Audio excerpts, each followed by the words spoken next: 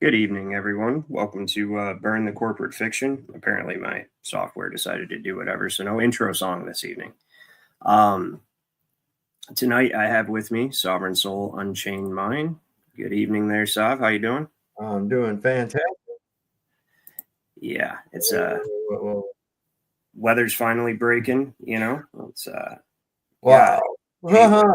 I was Yeah, getting I got the browser open with YouTube over here and I forgot to mute it and it started playing over what you just said, man, with the delay. I was like, it's freaking me out. yeah. Yeah. Apparently, my StreamYard's doing its own thing this evening. So, Whatever. tonight, yeah. What are you gonna do? High quality information, low production value. So we're getting better though. Yeah, we're getting better. So I hope everyone's doing well this evening. That's how you Tonight, know I it's kind of want to. genuine, man. That's how you know. Yeah, exactly. There's no big budget behind this thing. That's for sure. Do what I can. But tonight I wanted to kind of get into the Colonel Edward Mendel House quote. I'm sure many of my subscribers are familiar with this quote, being as it's exactly what's going on. I do have to say before we get into it that it is alleged. All right, so it's never actually been proven that he said this to Woodrow Wilson in a letter or otherwise, but they're pretty good at covering up evidence. But one of the reasons I'm covering it is because when you break down each section of this letter, it is exactly what's going on, and that also is why I believe it was actually written and penned by Mendel House, Edward Mendel House. He called himself a colonel just because he wasn't ever actually a military veteran or a colonel of any kind whatsoever. It sounds cool, Colonel Edward Mendel House, right? So I'm going to be Colonel Ryan Wells, I guess, to add credibility to what I say, right? And then he's also the globalist, and I do mean globalist for all my flat earthers because that's what they do is they On your internet? propagate as well. Yeah. So he was a globalist I see stooge a that. little wheel of I'm sorry, what? despair on your camera. Oh, do I? That's no good. Can you see me? Are Hear me? you is your internet? You're back now. You're back now.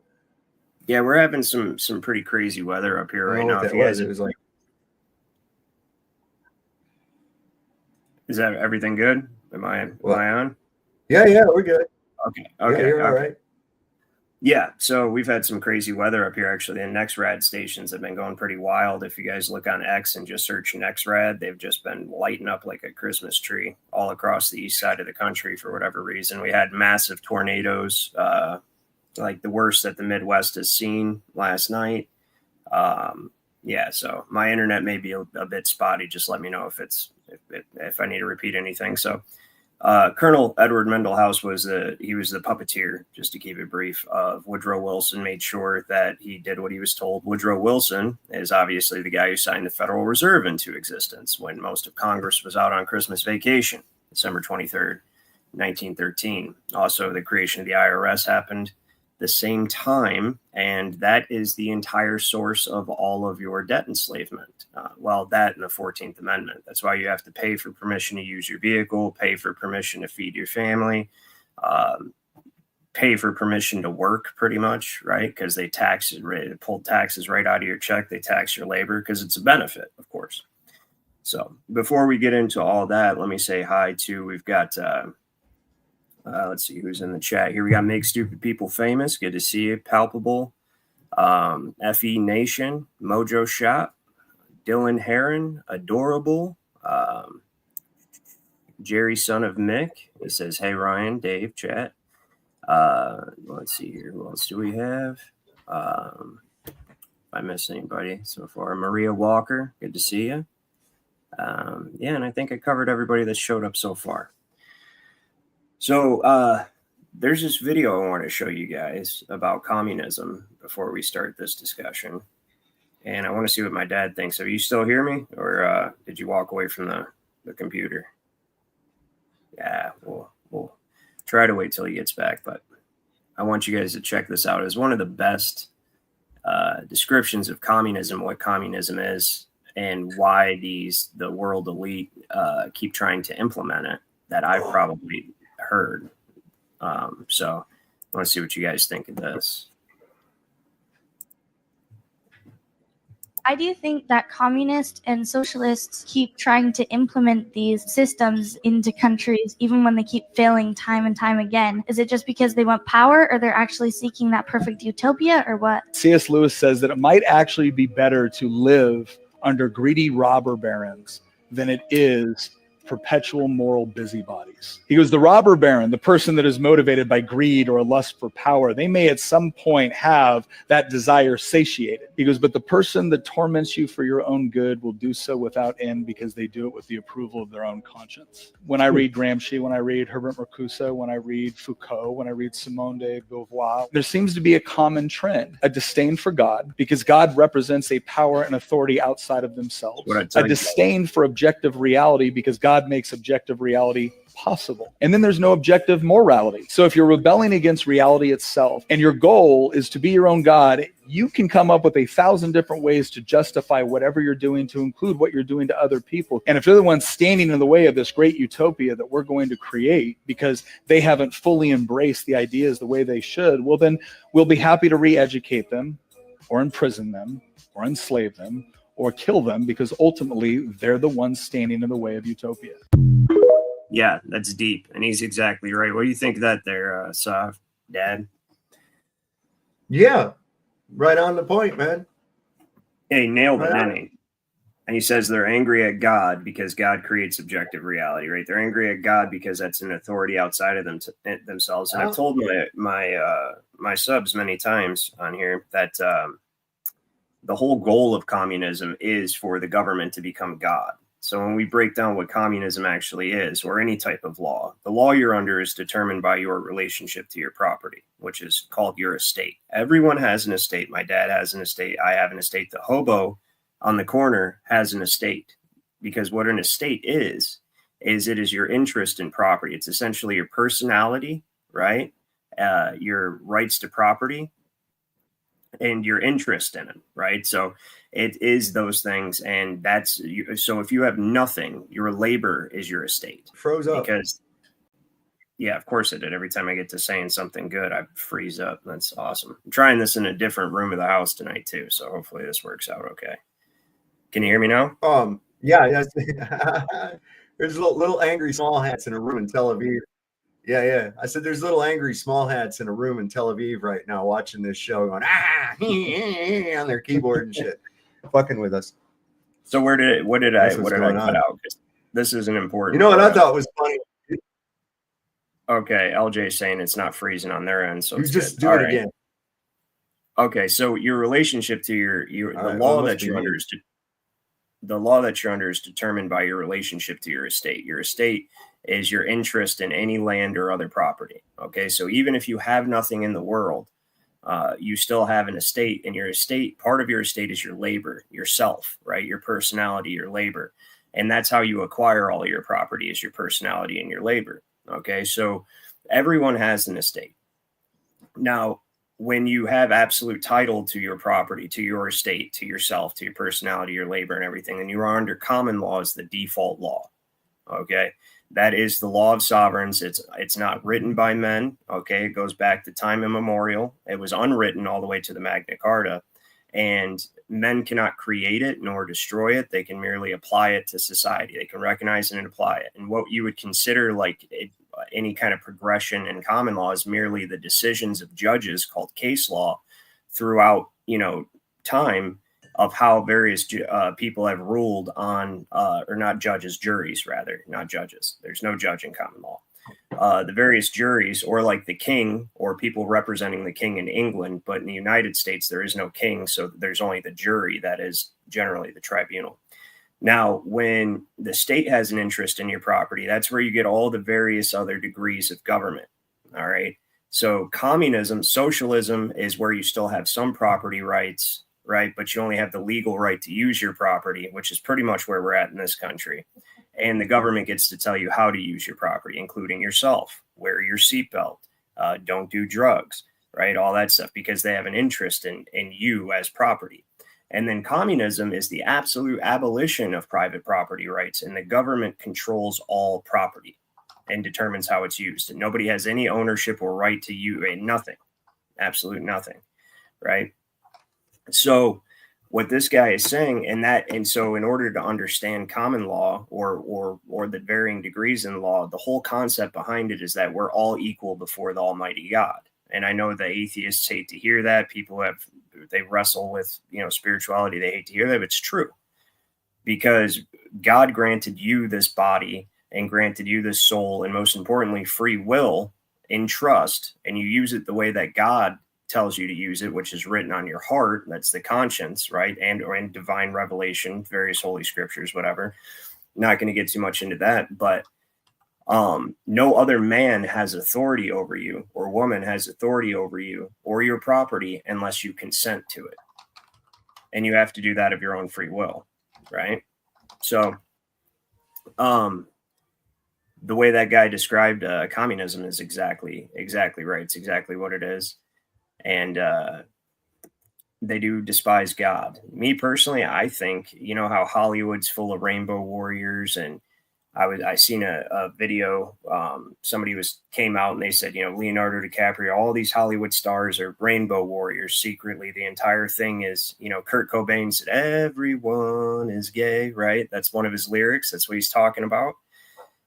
They despise common law because that type of behavior is unlawful at common law. So I truly think that this is, and I know it sounds crazy to a lot of people, but I think to a certain degree, this is being propagated by sexual deviants at highest levels that want to change the law. I know. Well, it's how they disguise liberty from tyranny.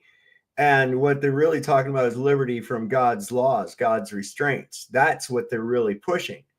And if, like what you were said about government being God, something that stood out to me with that was, you've seen the thing where they've slowed down the sign off. They used to have a sign off.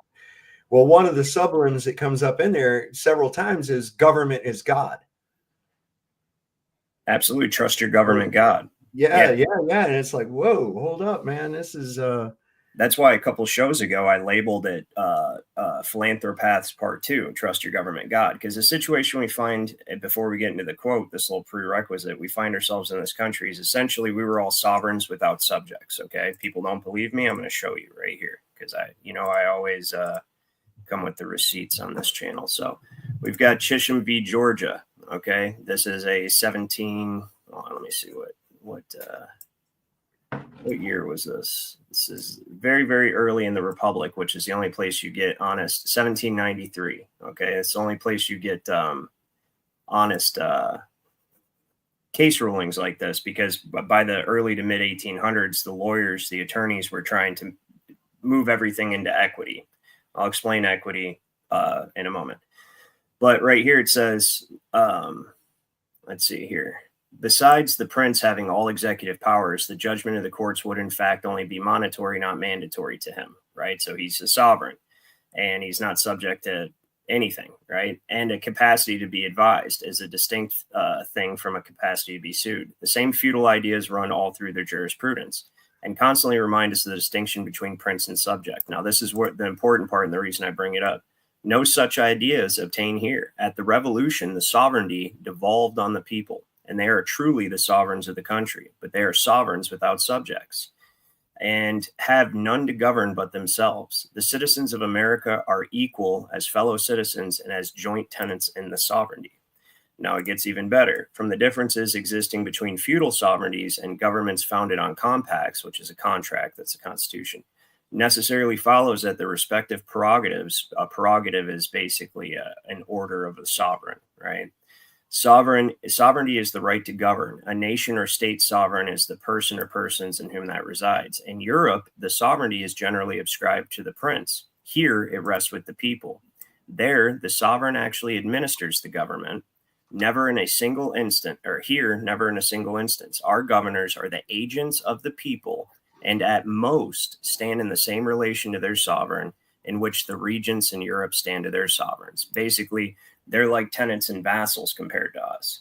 So how did we end up from this situation, or from that situation to the situation where you have to pay to travel in your automobile, right? How did we end up in this? Well, what happened was the people of each of the several states are sovereign. United States citizens are not. They're subjects. It says it right in the first line. All persons subject to the jurisdiction of the United States, which is not the states, it's foreign to it, or born or naturalized in the United States and subject to the jurisdiction thereof is actually what it says. So the 14th Amendment created a subclass of citizen. Now, the reason I called those last shows philanthropaths is because when you become dependent on another man or woman or entity for any kind of benefit, you become subject to them. Okay, so if your estate depends on theirs for its existence, then you automatically become subject to that. And so what the 14th Amendment does is offer you civil rights, which you already had natural rights, as it states in the Declaration of Independence. The 14th Amendment offers to protect those rights. So now they go from being unalienable rights endowed upon you by God to privileges granted by the government. And then they offer to protect those privileges. And so what that initially did was gave the federal corporation an interest in you as property. Or, well, originally the freed slaves, because they were private slaves, and all it did was make them public chattel, private chattel to public chattel.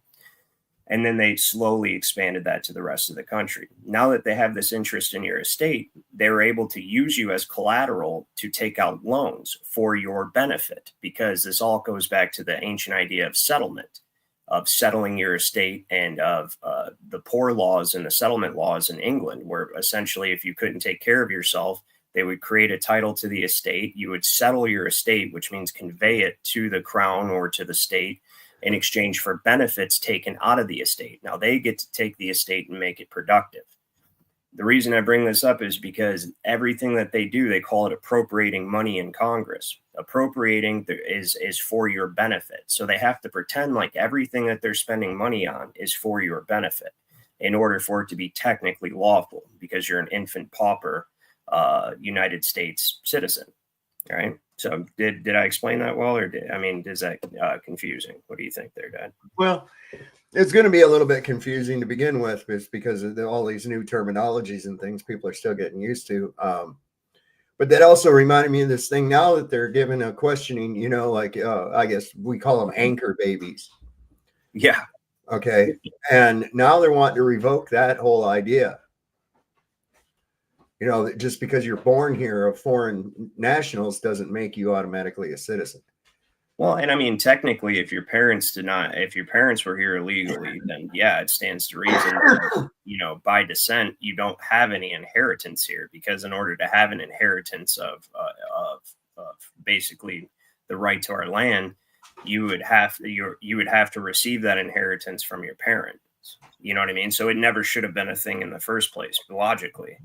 All right. Well, and I started getting into this whole idea. They have to condition you into this familiality, into this, we call it patriotism. And, it's just assumed. It's something that's just assumed. And I got into this because there's a flat earth hater, and he put a post on Facebook, said the reason that he does this is because his wife was on her deathbed in Italy, and an American nurse told him that Australia doesn't exist and the earth is flat. And this is why he fights against flat earth. And he said, and I'm fighting for my country, which is apparently Australia. And I'm sitting there thinking about that, and I'm like, wait a second. That would be like a kid or somebody's born in some place in LA in a neighborhood that's controlled by a gang. And merely because he was born in that neighborhood, he now has some kind of affinity toward this gang, like an allegiance to them, and it's like, wait a second, I didn't have a choice on where I was birthed at. And that doesn't automatically make me part of your gang. So to a degree, that was what was ingenious about the way this country was set up. And originally England had a fantastic government before William the Conqueror introduced registration, and which led to feudalism. Is everybody had property rights. They had a allodial title prior to William the Conqueror.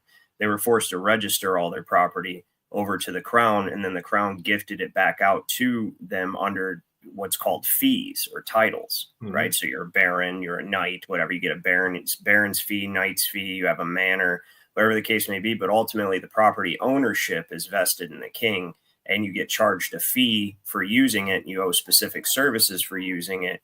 and the king can determine within reason how it is used. Because, and that's ultimately what they brought over here. But my point in saying that is when you have absolute property right, countries start like this. The very first form of government is the family. The most perfect form of government is the family. It's voluntarism, right? And voluntarism, yeah, in its purest form. Well, that's when you have it should be. All contracts must be voluntary too. That's the thing. And I think outside of coercion as well. Absolutely, 100%. So it goes all the way back to the laws of Moses. Believe it or not, it does. Per Blackstone's commentaries written in the 1760s. I forget which year exactly, but on whose writing the founders established this country. He was one of the inspirations for this country. He was writing about common law and the other forms of law.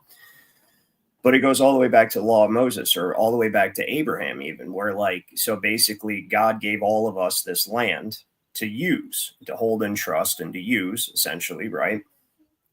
And so you can acquire property as long as it doesn't belong to anybody else. So you find in the Bible, and this is Blackstone. I got this from Blackstone's commentary, so I'm not being a Bible thumper. I'm telling you, this is how real jurists, not attorneys, look at law. So Abraham and Lot had the same land, and they started using up all the resources of that land. And the servants of Abraham, started fighting with the servants of Lot. And so basically, Abraham said, there's no reason for our servants to fight or for us to fight. Says there's all this land. Look, if you go right, I'll go left. Why don't we just go our separate ways and we can, keep our relationship, basically. And, I'm obviously not a freaking Bible scholar, but that's the essence of what happened. So the whole idea is as long as land doesn't belong to somebody else, you can claim it, you own it, and it is wrong for somebody to take it from you. So then when you get into you got a plot of land and you raise your family, or and then you acquire property, cattle, stuff like that, right? People depend on your land because they don't know how to take care of themselves. That's where servants and stuff come from, right? And so you allow these people to live on your land, work your land for a fee or a service or whatever the case may be. Well, what ends up happening is these people have neighboring lands, decide to come together in a union for mutual protection, because let's face it, mankind is flawed and evil is inherent in man. And necessarily people are going to gather together in roving, tribes or whatever the case may be to come take property from you, right? Which we call those roving tribes government now, right? So they're going to come try to take your property from you. So you get the first initial families in their estates, their houses come together to form like a union, and you could start to call that a nation. And that's where you get the idea of borders, because as you go across the world, cultures are so much different from each other. You know what I mean? And people have different sets of values and stuff like that, that you have to establish a border of okay, you guys, the way you do things is antithetical to the way that our people do things, and you need to stay there. You can do that shit over there if you want to, but don't come over here with it. And that's where you start getting the idea of borders and stuff like that. And then ultimately, so when the founders created this country, the people are the sovereignty, which is what I have on the screen. It's unquestionable. And the government are our servants, but we have to keep the servant restrained, right? So what the government ended up doing was, so the creator can never be subject to the creation. So we created the states created the federal government, but then the federal government turned around and created its own creation, which is the United States citizen. So they've taken you from all the way up here at the top of the chain and brought you all the way to the bottom as essentially a trust company, as part of a trust. Right. And now that's why we have this situation that we have in the country, and you're treated as a trustee property of your own estate. And you do not have any actual. So I told you I was going to tell you what equity is. When you have absolute ownership over your property, you have real property rights, which are adjudicated in common law, which is based on natural law and divine law. Right. It's like, hey, you can't rip somebody off. You can't steal from them. You can't hurt them unwarranted. You know what I mean? Unless you're defending yourself, et cetera, because your body's your property. Your property is your property. They can't damage your property, all that. So you have real property rights. Now, when somebody else has an interest in your property, okay, and especially a superior interest because they've loaned you money and you've taken out a mortgage, which means death pledge. And the reason mortgage means death pledge is because mortgage always requires a collateral, and that collateral is dead to the owner until the loan is paid off. And it's to be used by the lender, essentially. And so in that instance, the lender gets an interest in the property and gets the beneficial use of the property and can tell you how to use the property. And each party gets what's called equitable rights, meaning you have to go to a court of equity. Now, in a court of equity, the judge is God. In a common law court, the people and the jury are God. Well, they're not God, but they have the tribunal authority. In a court of equity, it's not even subject to law. It's just subject to the terms of the contract. So they can, in this instance, the judge and the attorney is allowed to literally make law at will because they've got your consent as part of this contract. So you can think of this whole situation as a contract that you're under that they can change at any time. And those are called enactments, right? So that's the whole thing about property and borders. And, I can see where they come from. So by virtue of being born on a specific land, like say this one, you inherit freedom, the liberty. You inherit the right to not be subject to a crown or whatever the case may be. And you inherit, obviously everything that your parents have left for you. And, you inherit their genes, and you inherit, in your blood, you might have recessive characteristics of your great grandfather, without even realizing it. Stuff like that. So do you get what I'm saying? Or do you disagree? I don't disagree. I'm a very agreeable person. So that's the whole thing about that. And so the birthright citizenship thing is, it should have never been a thing because the parents never had a right to be here. They had no vested interest. Right. They had no right to be here, so they couldn't pass that right down to you. You couldn't inherit that. Come here, took our jobs. Yep. And now they're so all right, let's see this Edward Mendel House quote. So the reason I want to bring this up, because everything that I've been trying to convey to you guys, even though I know it's confusing, is encapsulated in this letter to Woodrow Wilson. He says, very soon, can you see that okay, or should I zoom in? Probably should zoom in. Yeah. Oh, it's my mouse. Cool. All right. Very soon, every American will be required to register their biological property in a national system designed to keep track of the people, and that will operate under the ancient system of pledging.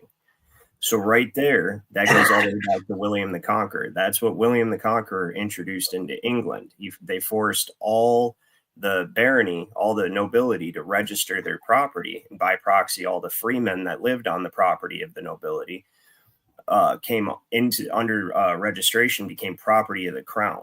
Okay, so when you think about a knight or a baron or something like that, the title itself is property of the crown, and so the crown can gift it out. So they lost their allodial title through registration. When you register anything, you're giving the administrative control of the property over to whomever you're registering it with. So and that's what he means. That's why the word register, you can overlook that, but that's probably the most important part of the sentence. Register. What's Regis mean? King, crown. King, yeah, to give to the crown. Register. Their biological property in a national system designed to keep track of the people, and that will operate under the ancient system of pledging. That's what mortgages are, part of that system of pledging. It means dead pledge. Goes all the way back to ancient Greece. Right, you had mortgages, and before probably, honestly, but we can trace mortgaging and mortgages and law of mortgages all the way back to ancient Greece. When you mortgage something, whatever you use as collateral is dead to you. That's why it's called a dead pledge. So if it's a portion of farmland and you use it as collateral for the mortgage, then while the loan is outstanding, not only does the lender get the fruits of that land, but the land is literally dead to you. You have technical ownership of it, but you have no right to use it. So that's what they've done with your estates. You register your birth certificate, right? The birth certificate's a settlement certificate. You hand your estate over to the crown, quote unquote, and then they give it back to you in a trust, through Social Security, et cetera, et cetera. We're not going to get into that, but They give it back to you in a trust and give you the legal right to use your estate, and don't even consider it your estate, actually, because that's part of the law here, how they had to work around it. The people can never be subject to this situation. So they have to pretend like you, as the Virginian dad, are dead or missing. You, the heir to the David Kane estate, is dead or missing. And the person using it, so it's escheated to the state, been pledged to the United States, full faith and credit, and been mortgaged, right, by the United States. And now the estate sits in trust, is being held in trust as collateral for a loan. And you, as an agent and trustee of the United States corporation, are using it, but you are only considered chattel property of the estate. So when they bring you into court for a traffic ticket or whatever the case may be, they're not bringing a man or woman in there. They're bringing chattel property into the courtroom to discuss a violation of trust, a breach of trust. See how rich this quote is with just like, it's exactly what they did. That's why I think this really was written. Well, that's why I've read where a lot of these things can be discharged merely by showing up as a under special appearance. Yep. And delivering a certified copy of your birth certificate. That's it. So the birth certificate is basically like an ownership share. And I get why I used to think that also, but the birth certificate merely represents title to the estate. It represents an interest in the title of the estate. So like take a vehicle, for instance. The actual title to the vehicle is the manufacturer's certificate of origin, right? They give you a certificate of title, which is not the title. It's just evidence that a title exists and you have an interest in it.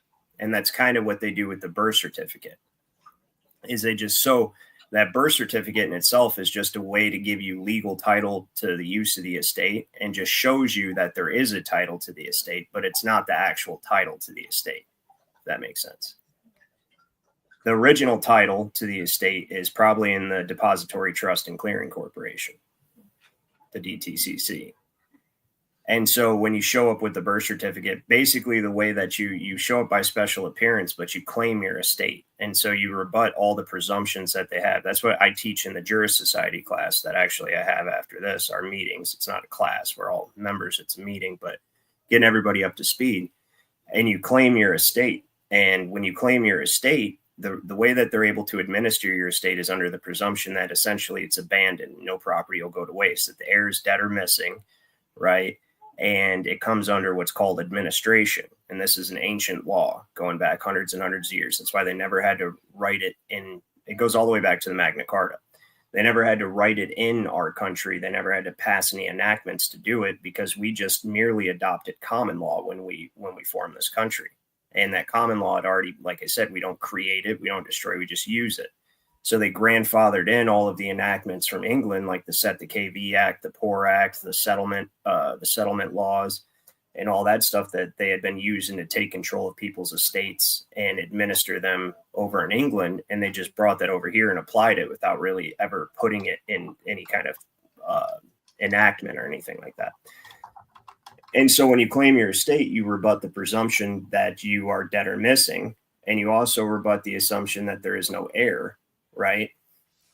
And you appoint yourself as executor, and then the judge can no longer operate because he's an administrator, and an administrator is the executor. So how do I put this? So an executor is appointed by will, and the administrator is appointed by the law because there is no will. Now, who was Will again? That's that guy everybody's shooting at, man. He's fire at Will. What the fuck did Will do? So, yeah, there is no, he's appointed by operation of the law. The administrator is because there is no will. Well, when you express your will and you appoint yourself as executor, not only are you not under that trust indenture and they have no right to tell you how to use your property, but there also cannot be any kind of administration of your property. Well, that's how they tell you how to use your property. So it completely, it destroys their whole case. And the claim that I teach how to write is actually a performance contract as well. So basically it's just by administering my estate, you agree to be my trustee, and you have to settle the estate and give a full and proper accounting of the entire gross estate. And if you fail to do this, you forfeit $30 million. Now, this has actually already worked, so we'll get back to the quote in a second, but let's go here. See if they've closed this. I'm surprised they still let me access this. Well, there's nothing they could really do about it. So we go to, this is Colorado Secretary of State, and this is the official websites, sos.state.co.us, right? So you go to Uniform Commercial Code, and then you go to search debtor name. And this is a judge I'm going to show you. This is somebody who didn't take the claim seriously. His name is Daniel. And, oh, wait, that was his last name. My bad, doing that backwards. It's Walzl, Walzl, right? First name Daniel. Middle name A, or middle initial A. I think it's like Austin or something. And then search. Boom, there's his record. So then you click on the record. This is in the liens section, right? So it says if it's not displayed, click here. Okay, so we'll just click here and see if it opens up. Nope, there it's opening. Something happened in there. Yeah, it takes its sweet ass time every time. But this judge didn't take, the guy's name is Brett Nelson. And he didn't take him seriously. So he filed an at-law counterclaim, which I also teach how to do. And then he defaulted the guy at common law because he didn't answer the actions or the declarations. He didn't answer them, and he just basically didn't take him seriously. And then he also took him to arbitration. Here's the arbitration award. And this is all from the claim. And so when we look at what exactly he's forfeited, it's right here. It's where is it listed at? Arbitration award, file name, claimant. Hold on, where the hell is the list of what is? Oh, there it is. Okay. And it's actually 3 other court officers as well. So as per Colorado Revised Statutes 1352-102, all goods, chattels, lands, tenements, and real estate of the 4 debtors, the 4 court officers, are brought forth as a lien security as per UCC 9-609, right? So the amount is $6 million. It's right here, $6,898,000 as per the unchallenged negotiable debt instrument. And then here you have the arbitrator's opinions. The parties have agreed, and basically the arbitrator says, yeah, it was a contract, and yeah, he's right. He claimed his estate, and you continued to try to administer it. And you violated the terms of the contract that you entered into. And yeah, there's nothing we can do about it. Boom. And then down, he took power of attorney over these guys, right? He took, there's a seal. That's my seal, actually came today. It's right here. I got, that's what it is, an embosser. I'm going to take it out of the bag. It's going to show the guys in the guys and gals in the Juris Society tonight, but right here, the seal of a proven state, or the seal of a foreign state, proves itself. That's Bouvier's Law Dictionary, 1856. Why do you think that the notaries have a seal? Why do you think that the courts all have a seal? Why do you think the state has a seal? Why do you think the United States has a seal? Every sovereign has a seal, right? So you look at Illinois Constitution, the very first one, when they in the schedule, when they were determining how the governor was going to be elected and all that, it said that the governor will use his private seal until a state seal can be made. What does that mean? It means that whoever's going to be elected governor, it's presumed that he has a house seal. Well, this is the seal of the House of Wells right here, and it's pretty cool. I got and I'm about to use it as well. So then you get these gold stickers, very easy to do. You put it over the embosser, right? Or the embossment. What did she do with here's the anchor that there was one sticker that actually has the House of Wells. Yeah, I'll find it later. But anyways, point is, this works. This is why it works, because everything I'm teaching you guys on this channel is exactly what they're doing. They're administering your estate under presumption. And see, we don't have a registry system. We have a record system. This is what Wilson was talking about over here when he wants to introduce a registry system. Oh, one more thing I'll show you guys. If you go all the way to the bottom of this, if it loads, it's obviously not wanting to load. There. This is his claim: lawful claim of title, will, execution of will, declaration of status, appointment of trustees, and standing orders for the same. And it has a public record number on the top of it, right? Because, and this is his public record number, and then this is where it was entered in for this case. But this is, oh no, they're the same number. So yeah, it's public record number 3, because public record is the highest form of evidence at law. So that's how you claim to let the whole world know this is what's going on with my estate, and this is my will. And so they can be like, it's on public record. And once you put somebody on notice of that, then it stands as a fact, essentially. So public record number, boom, boom, boom. I'm going to teach my dad how to do this too, as well, whenever he's ready to do it. But anyway, back to the quote. What do you think of that? I've shown you that before, right? You're muted. You're muted there, or something's going on. Yeah, it was me. I didn't want the bong gurgling noise to overtake the sound here. But no, I've got a wax seal. Like I got it at Williamsburg. It's it's actually the best form. Seal. And little wax sticks that you melt to drip onto the paper, and then you press it out with the seal. I got it right over here.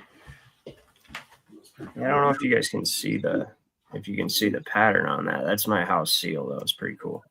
So. Make your picture bigger. Yeah, I'll show it later. It's no big deal. You do a declaration, establishment, publication of house and seal, and then you put your claim on the record, and boom, you're golden. Yeah, yes, wax is actually how it used to be. That's the original form of sealing. You'd have like your seal on a ring or something, or that right there. That's exactly it. Yeah. Let's see if I can put you up there bigger real quick. Hold on. And let me see. Let me turn it right. It's a little bumblebee. Yeah, that's cool. And it's on that. And of course, this little stylus will come off of this right here. You can put different stamps on it. And then it's got this little wax stick. This gold. I have other colors too, but you can now. So the bee, I mean, technically, you could make that your the House of Cain type of situation for you and Leanne, and then you could use that. Honestly, the only thing is putting it on the record. Virginia has an awesome original Bill of Rights that makes it super easy. That's we're a Commonwealth. Virginia's a Commonwealth. Yeah, it is a Commonwealth now. But they have, Virginia was like the home of liberty and freedom for sure. So I seen anti-whiteism. We had one shit president came from here. Wilson.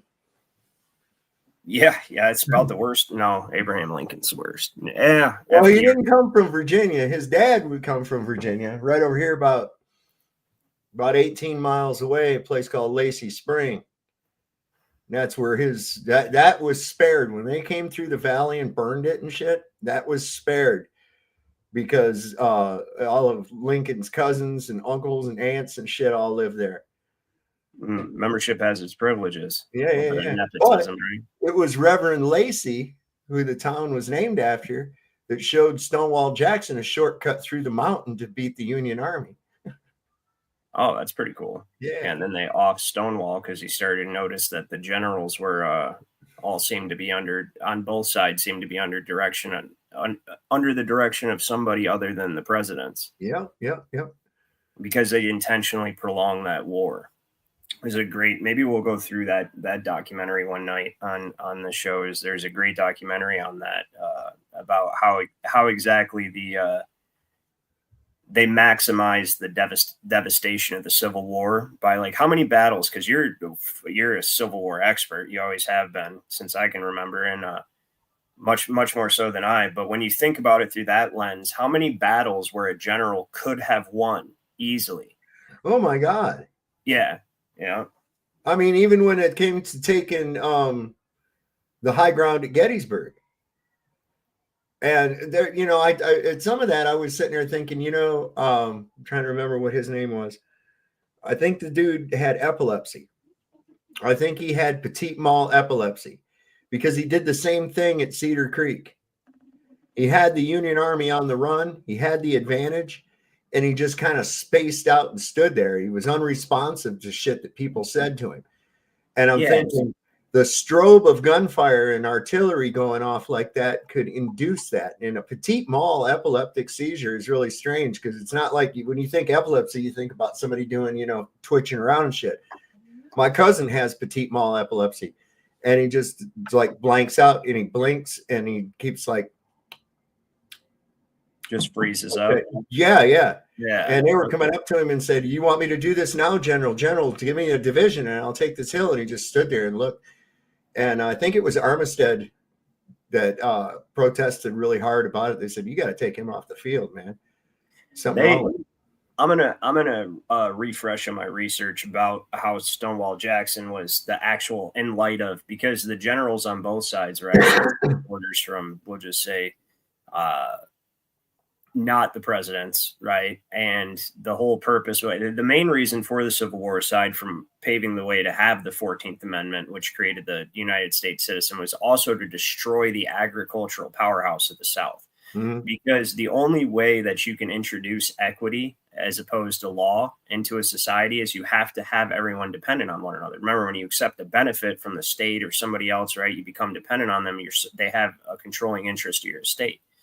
And so up in the northern states were all manufacturing states. And so people didn't have, like, they were not self-sufficient, right? So that's why Michigan, they were able to introduce chancery right away. Everything's, you know, by the time you get a few years into Michigan being a state, they're telling people they can't work on Sunday and shit. You know what I mean? So because it was manufacturing state, so it was very codependent society. But down, you'll notice like some of the best case laws and the best constitutions are written by, like, say, Virginia and other southern states that were deeply agricultural, because they didn't need that. They have very little need for government. Don't need government. Well, that agriculture thing that you say is absolutely 100%, because they sent an entire separate division under Sherman. You know, we all know about Sherman's march to Atlanta, right, where they burned everything in their path. He sent Sheridan's division right here to the Shenandoah Valley and burnt the shit out of it. Right. I mean, literally burned down all the farms, killed all the livestock, all this stuff. He said, "I want it burnt so bad that a crow flying between the Alleghenies and the Blue Ridge Mountains will have to take his own lunch." And see, they did that because they have to control the food. That's another thing about it. Well, there was only 2 barns left standing here in this county after they came through, and one was that a kid, they played on the sympathy of a kid who traded some fresh eggs to spare their barn, and the other one was due to an old man who was a fire witch. They kept lighting the fire, and he just stood over there and put it out with his mind. And it freaked him out. It freaked him out because, like, the third time he made it, put it out with just his fire witchness or whatever, he put that fire out. They said, "Fuck this," and I left. I probably would have been like, "Yeah, fuck it." The first time he put a fire out with his mind, I'd be like, "Yeah, we're not going to mess with this guy." No, so anti-whiteism actually, anti-whiteism ends with you has I wonder if my channel gets struck just from saying your damn name. You can't say that, right? It's the most uncool thing to be in society is a middle-aged heterosexual white male. So monarchy is patriarchy extended to the very distant family, the nation. Monarchy is anarchism for one man. Anarchy is monarchism for all men. I totally agree with you, right? I don't ever want anybody to get it misunderstood that I am not a statist. I am not. That's why I think the original setup of our government was as close to perfect as you could have it, because government is a necessary evil. So we'll play a little thought experiment, right? Anarchy in its perfect sense, just like communism in its perfect sense, is utopia. Okay. Anarchy in its perfect sense is internal monarchy, right? Which is just absence of no rulers, nobody in charge, which is pretty much what we had at the start of this country. Government is a utility. The only way you become subject to the government is if you commit a crime. right? And that government is actually a jury of your peers generally. And it takes one of your peers to file an affidavit against you with a magistrate and some witnesses to even have you brought, or a grand jury if it's infamous, right? Like murder or something. So if you didn't have some form of organization, though, say like all of a sudden government's gone and everybody in this nation can conduct themselves properly. And my dad and I have had this conversation many times. You can have, everybody can conduct themselves properly, do good business, right? Do business as a sovereign. They know the law, they know the common law, they know how to respect other people's property, right? And we just have a perfect, anarchist society with no need for government. Well, what comes with that is there's also no organization. And since we live in a perfect world, the only way that true anarchy could ever work is if every person in every nation had complete internal monarchy, right? Because otherwise what happens if we have no organization over here, we have no structure, we have no ability to conscript the military for defense, right? We have no regulation of international trade and commerce, right? Then foreign nations are going to take us over very quickly, And I mean, what do you think? What do you think? That's my opinion. It's just my opinion. Who the hell? I don't know. I think that's the theory, but has it ever really been tested? I don't think so. How could you test it? Not in its true sense. You know what I mean? I think the biggest stumbling block is getting people to realize who they are, what they are, and their true identity. Right from the get-go, people have lost sense of who they are, where they are, when they are, and they can only go by what they're told. And we're like born into this experience and only have the fantasy of other experiences, of what they could be, but they can never be put into true fruition just because of the fact that we have so many people. And I think a lot of those people are actually just soulless NPCs that are there to keep the system the way that it is by being the Untermensch. You know what I mean? Not the Ubermensch, but the Untermensch, the subhuman, the Absolutely. inability to rule themselves. Well, see, that's how the elite look at us, is real men and women are completely independent in their estates, right? So they look at anybody who depends on Social Security, welfare especially, but Social Security is even though you pay into it, you can also apply for Social Security disability without having paid into all that stuff, right? As a form of welfare, which is one of the ways that they're able to take control of your estate, because again, beneficium abstinende, he who accepts the benefit foregoes the inheritance. Ancient maxim of law, it applies. That's what the settlement laws are about. That's what the poor laws in England are about. And that's what they've used over here. And so like when you say that, yes, it is they look at us like cattle, first of all. And that the only real men and women are the aristocrats, or the elite, are the high society people that own everything. Because they look at it in two categories. There's owners and there's workers. Okay. I know that for a fact. There's owners and there's workers. And the workers are all chattel, basically. They're their property. So back to the internal monarchy thing is there you go with what do poor people become? What do people who can't take care of themselves? What do they end up becoming if there is no welfare? Which is a problem. I don't agree with welfare, but what happens if there is no welfare? Indigent. Criminals. Well, perhaps. Yeah, they become criminals. Welfare is merely a measure to try to reduce the crime. Or honestly, you could be looked at as a favorable way of control. Because see what you get is, especially by the second generation of welfare, it is that. Yeah. You've got the control over these people. If you don't play by our rules, you don't get the shit that you are now dependent upon. Exactly. Okay? That's the control of your state. Absolutely, 100%. But it's also like in the case of where they were telling all these people to come across the border and giving them free shit. You're going to vote for the people. You're going to support the people that gave you all that shit. And I've said, like, for ages, if you don't want stray cats, don't feed them. It's that simple. 100%. And so, and another thing, the reason that immigration is one of their major weapons, Michigan did it right after it became a state, started bringing in a bunch of immigrants and orphans, because what a government wants as an entity, what it wants to secure its own power is dependency of the people. When you become dependent on the government, you're no longer one of the people. You become a trustee of your own They state. did that in a lot of major cities, especially over on the East Coast here, from Detroit all the way to the East Coast. You go into any one of these major cities like that, and it's not so much anymore, even though they kind of carry on the tradition. But there in Detroit, you had Hamtramck, which was all Polish. You had an area that was all German. You had an area that was all Mexican. You had an area that was all Italian. And that was from that influx of immigration that comes in. Now, people always want to point out that, the people that first came here were immigrants. No, they were not. They were settlers. They were settlers, completely different. Settlers come in and they build something. Immigrants come in and take advantage of something that's already built. Exactly. Yeah, and it's exactly to my point is, so these immigrants, they come over, like you're saying, whether it be Poland, wherever, right?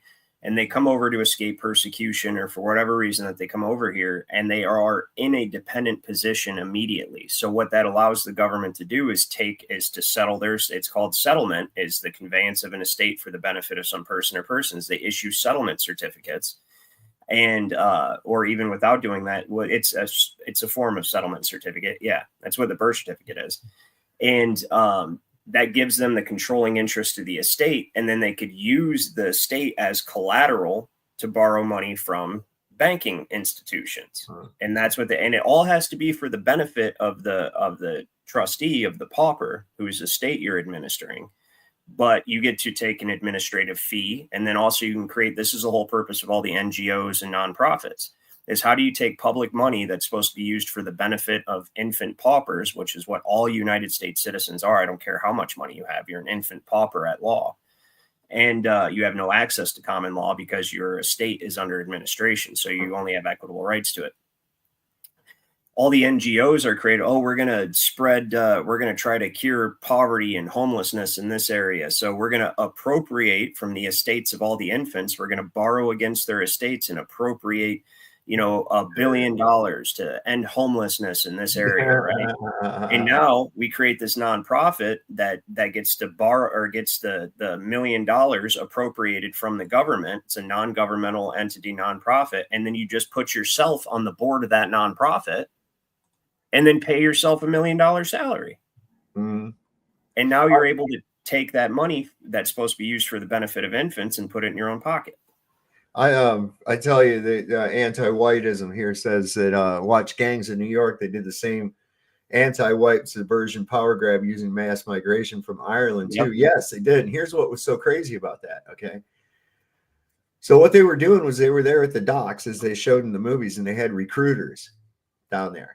And they were promising, Irish regiments. You're going to be with the people that you're used to and everything. And, all of your traditions are going to be observed. And if you serve for 18 months or 2 years or whatever the enlistment term was, we give you a certain amount of land and a mule and all this other good shit, right? So these people are coming over here with nothing. They've come just from terrible famine that's going on in Ireland to begin with. They come over here and they join up in the service because they're like, hell yeah, look at this. I only served for 18 months and I'm going to get a farm and I'll have this, that, and the other. Well, what the Union Army was doing was using them to get the Confederates to use up their ammunition. Bullet sponges. So you had in Fredericksburg in December of 1862 at Fredericksburg, the Confederate Army was entrenched behind a stone wall. And they kept sending wave after wave after wave of Irish into this gunfire. Well, if they're dead, you don't have to pay out. Right, absolutely. And you don't have to pay out. It's over. It's done. There, you've just cleared your debt, and you got your enemy to expend. Go ahead. We got thousands more. And so what happened was, when the casualty, especially after Gettysburg, they did the same thing. And they had to draft. They bringing up the draft. And they're going, wait a second. You're sending us off to fight and get killed in these wars and bringing these blacks up here who are taking our jobs so that we can go and fight. this is bullshit. And so what they did is they had a riot. There was a riot. It's called the New York City Draft Riots. They don't tell you about that a whole lot. I think it was July 14th. It's like 10 days after Gettysburg was over. Vicksburg had, of course, fallen, but still, it was a massive blow.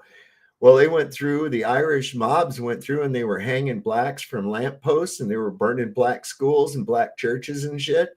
They were like, they didn't want no part of it. And it got so bad that Lincoln ordered a naval bombardment of New York. And they actually shelled New York. Interesting. I did not know that. Yeah. Interesting. Well, you reminded me of something by talking about, so like how that you said dead, you don't have to pay out. Well, with the security system that they've created, this trust indenture system. So think about your estate in this sense, so that it's your estate is what they have under administration. Now, you are merely a trustee of your own estate. You, as one of the people, are already considered dead or missing. So basically, as a trustee, you're charged with the maintenance of the estate and the performance of the obligations of whatever trusts that are made out of the property of the estate, which usually include you. You're the property of the trust, part of the property of the estate, and placed in trust. That's what courts do, is they take a portion of property from the estate, which is you, the chattel trustee, not the one of we, the people whose estate it actually is, but just put yourself in the mindset of your property of your own estate. You are considered like a servant of your own estate, a trustee of your own estate. Well, think about it in the instance of like when you hear about these big famous pop singers or whoever, like Michael Jackson or whatever, said, Michael Jackson's estate has issued a statement on this matter, right? The estate, even though he's dead, the estate continues to live on, right? So it's the Michael Jackson estate has issued a statement about, whatever, even though he's long been dead. Well, this is what happened with that Social Security shit that they're uncovering, right? Even though the trustee dies of the estate, you're just part of the property of the estate, and that estate still exists even after you're dead, and they're still able to use it to generate securities and borrow against it and collect Social Security. So yeah, that's the cover story. That's the cover story. I figured out what it really is. Vampires, man. Yeah. And you look, wait a second. You look and you'll see the increase in the amount of people that should be dead that are getting Social Security right after Abraham Lincoln's death. And of course, as we know, he was also a famous vampire hunter. Yep, I've seen the movie. Yep. Has to be true. Yeah, that's funny shit. So he says right here, they register their biological property in a national system designed to keep track of the people, and that will operate under the ancient system of pledging. Yeah, because you're dependent on the government, you're a trustee of the own estate. The state's considered abandoned because you never claim it or express a will by the age of 7. And so there's a lot of devious stuff they do. They take control of it, they pledge it. We went through all that. So now by such methodology, we can compel people to submit to our agenda, which will affect our security as a chargeback for our fiat currency, paper currency. Now, the reason that I think that he actually wrote this is because right here, they say exactly this. This is Congressional Record, March 9th, 1933, page 83, second paragraph on the left-hand side. And when I highlight it, it's going to highlight on the other column, but it's just the left column we're concerned with here. It says that the money will be worth 100 cents on the dollar because it is backed by the credit of the nation. It will represent a mortgage on all the homes and other property of all the people in the nation. They mortgage your estates. So how do you mortgage property before you have it? They mortgage your property rights. That's what your estate is. That's why you have to register your vehicle. That's why they send the title to whatever automobile. Let's use that term because vehicle is commercial. Whatever automobile you buy, they send the title directly to the Secretary of State, and then you get a certificate of title from the Secretary of State just to show that you have an interest in it. But that's because your property, your automobile, becomes part of the collateral of the trust, right? It's now collateral. It's held in trust. And then you have to obtain permission to use it, because another benefit you receive by this mortgage, the mortgaging your property or your estate, is the benefit of being able to engage in commerce, even though there is no money, even though you're part of a bankrupt corporation called the United States, and there is no, it cannot have any money because everything that it could possibly have is already owed out. And that's why they took everybody's gold. So it's literally considered a benefit to be able to engage in commerce. So that's why everything is viewed as commercial activity, right? That's why anytime you're on the road, you must be driving, because you're a resident in your state, meaning you're a foreigner to your state, a resident alien, and you're a citizen of the District of Columbia. And you must be here engaged in commerce on behalf of the District of Columbia. That's why you're here. That's what a resident is, right? You're there to engage in commerce. So everything you're doing, your mere presence here in this state as a foreigner is a commercial endeavor, a commercial enterprise. Do you get what I'm saying? It's pretty fucked up. So excuse my French, but every American will be forced to register or suffer not being able to work and earn a living. They will be our chattel. Chattel is movable property or goods. And we will hold the security interest over them forever. What's security interest? Right? The security interest is basically that your estate is collateral for securities, and they have interest. They have the superior interest in your property rights. So they hold that over you, and in order to tell you what to do with your property, because they have the superior claim. They have the administrative control of the property, so they can tell you how to use it. Yeah, we'll give you the legal right to use your own shit because it's held in trust as collateral, but you have to obey the motor vehicle code. You have to register it. And depending on what state you're in, like my dad's state, you have to continue to pay for it every year, even after you bought it. Property taxes, right? Can assess it. Okay. They nail you with property taxes, don't they? You're muted. Muted. Yeah, personal property tax too. Yeah, that's what I'm talking about. Yeah, it's not just your house and that kind of thing. Everybody has that. I'm talking about like your vehicle. They go by the Kelly Blue Book on your vehicle, and then they charge a certain percentage on that. And I have to pay to the county as well as to the town. That's bullshit. And the reason they do that is because you only hold the property in trust, and you have to pay a fee for the ability to use it every year because you don't actually own it. Nobody owns anything in this country. I see that anti-whiteism ends with you, says a wife is owned by her husband. A son would own his mother if he takes over the estate as patriarch after the father. Well, it's not so much ownership. It's not ownership. What it is in the same way that traditionally men are sent to battle. Court is battle. Court is war. That's what it is. It's civilized warfare. That's what court is. It's all, and it's paper soldiers. You use paper ammunition to fight the battles. And I tell you guys this all the time. And so in the same way, it would be dishonorable and disgraceful to have the woman be forced to subject herself to warfare, to the court. So the man, he's the public face of the house, the political unit.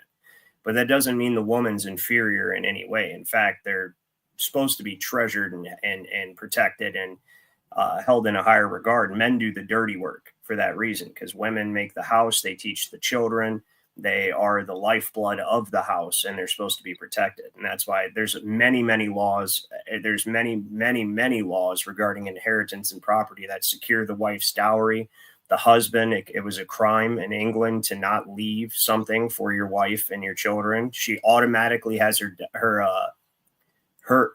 husband's a portion of her husband's estate annexed to her after his death, irregardless of what he wanted to do with it, because it's how it was and how it's supposed to be. So it's not property. I wouldn't say it's property of the estate at all. It's just more so they don't have the executive authority once they marry. But prior to marrying, they can have executive authority. It's just that once they marry at common law, they come under the man's house, hence taking the last name, being the House of Cain or House of Wells or whatever the case may be.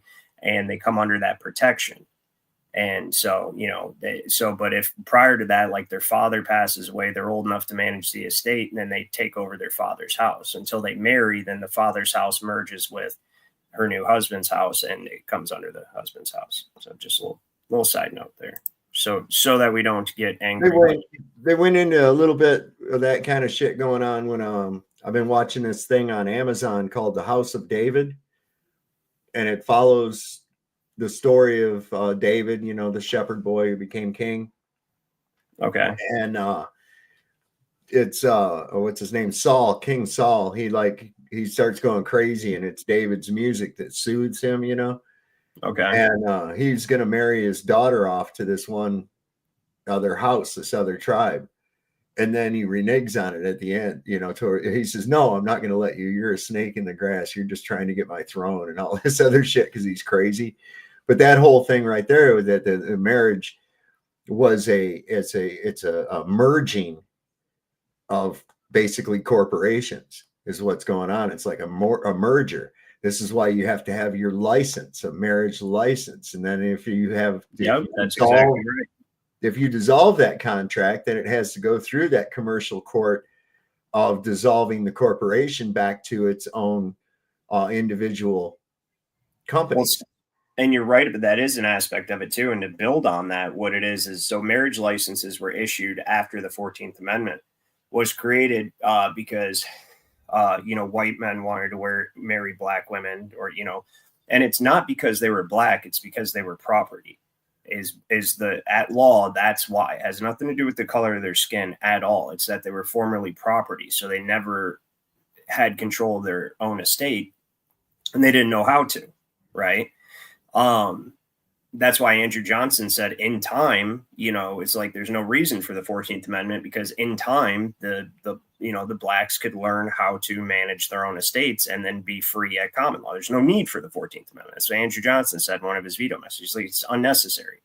So, and he did veto the 14th Amendment. But basically, when you wanted to marry, remember the 14th Amendment created public chattel. It took the slaves from being private chattel and made them public chattel. Now their estates are administered by the United States federal government. And, they protect, but you can't question the public debt that they accrue against your estate as collateral. But so you had to apply for a license, for permission to be able to marry public chattel. And so now you take that to where it is now, and everyone is public chattel. So you're property of the United States, you're public chattel. And so when you get married, you have to go to this. They tell you have to go to the state, because the state needs to have an interest. Like my dad said, you're merging look at it like two separate companies, two separate estates. You're merging them together. And also the state must be a party to the marriage. There's 3 parties to every marriage through the state. It's the husband, the wife, and the state. And the state does that because they have an interest in the productive value of that union, which is the issues, or the child, which are the issues, or the children, right? And that's what they call them at law, issues. That's what children are. Anytime you see the word issues at law, it's a child. And so they have an interest in the child. So it's technically the state has part ownership of the fruits of that marriage.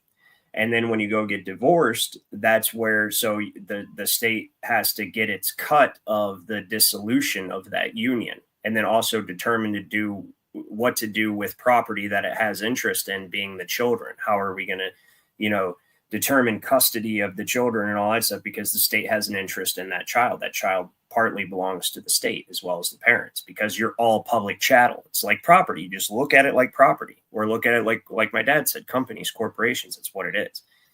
And make no mistake, when you get married by the state is a party to your marriage, 100%. So that's absolutely right. All right, let's see what else he has to say here.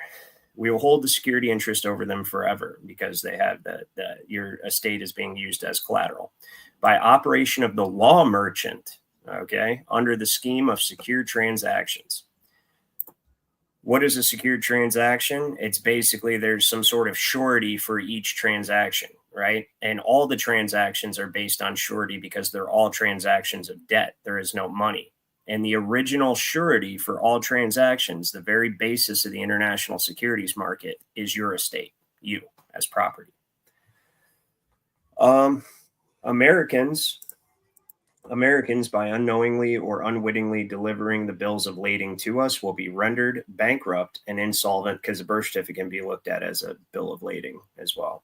But it's really a settlement certificate. It's just those are two different jurisdictions in a way anyways. There's one settlement is under common law for poor people, and then bill of lading is obviously Admiralty maritime jurisdiction. So forever to remain economic slaves through taxation secured by their pledges, which you didn't make a pledge, did you? I don't remember making a fucking pledge. So the only way that they pledge stuff is through presumption, and that's what you rebut with the claim and get $6,800,000 lien against their stupid asses. All right. They will be stripped of their rights and given a commercial value designed to make us a profit. And they will be none the wiser, for not 1 in a million could ever figure out our plan. I guess we're 2 in a million, huh? How about that? 1 in a million could ever figure out our plans. If by accident 1 or 2 would figure it out, we have in our arsenal plausible deniability. After all, this is the only logical way to fund government, by floating liens and debt to the registrants in the form of benefits and privileges. That is exactly what they're doing. That's why I think this was really actually written. And I see his logic.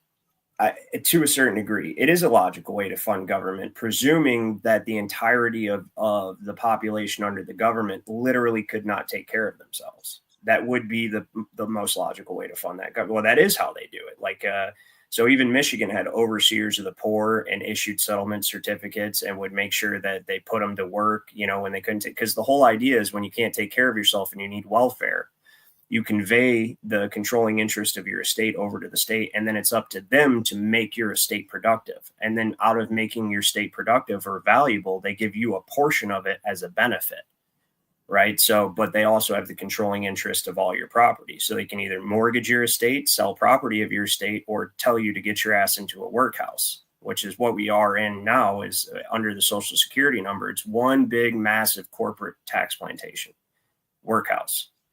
It's what we live in. What do you think of that? Sounds pretty accurate, man. Fuckers. So we're at the end of it here. This will inevitably reap us huge profits beyond our wildest expectations and leave every American a contributor or to this fraud. I think that's a typo, which we will call social insurance. Now, it's Social Security was the name they settled on. Without realizing it, every American will insure us for any loss we may incur, and in this manner, every American will unknowingly be our servant, however begrudgingly. The people will become helpless and without any hope for redemption, and we will employ the high office of the president of our dummy corporation to foment this plot against America. Edward Mendel House in a private meeting with Woodrow Wilson, allegedly. Sounds pretty legit to me, and it is exactly what they're doing. And the Social Security thing is interesting. So when you talk about being a trustee to the estate, or the public charitable trust, I call it the underwriting investment trust, because all securities, like when the court generates their debt and the bonding companies issue the securities for the courts and all that stuff, everything has to be tied to your Social Security number. Your vehicle is ultimately tied to your Social Security number. Your house is tied to your Social Security number. Your utility is tied to your Social Security number. So what you're actually a trustee of is the Social Security Underwriting Investment Trust. And that's like your membership number or your employee ID number for your enfranchisement in the United States corporation. So, any thoughts on your end? No, man. I just keep thinking about how close I live to where that fucker's from. Ooh, Wilson? Wilson, yeah. He was over here in Stanton. That's where Cassidy lives at. Interesting. I did not know that about him, actually. Yeah, he's from Staunton. Everybody calls it Staunton. It's pronounced Stanton. When we think of the worst presidents in history, Woodrow Wilson's in the top 5. Yeah. All right. Carter. My list, and then I'm interested to know what yours is Abraham Lincoln first and foremost, obviously. Oh, yeah. Because there'd be no 14th Amendment. There'd be no corporate union instead of a Confederate union. Yes, because all states are Confederate. Even Michigan is a Confederate state. That Confederacy is a type of union wherein the sovereignty resides within the state. He made it a corporate union.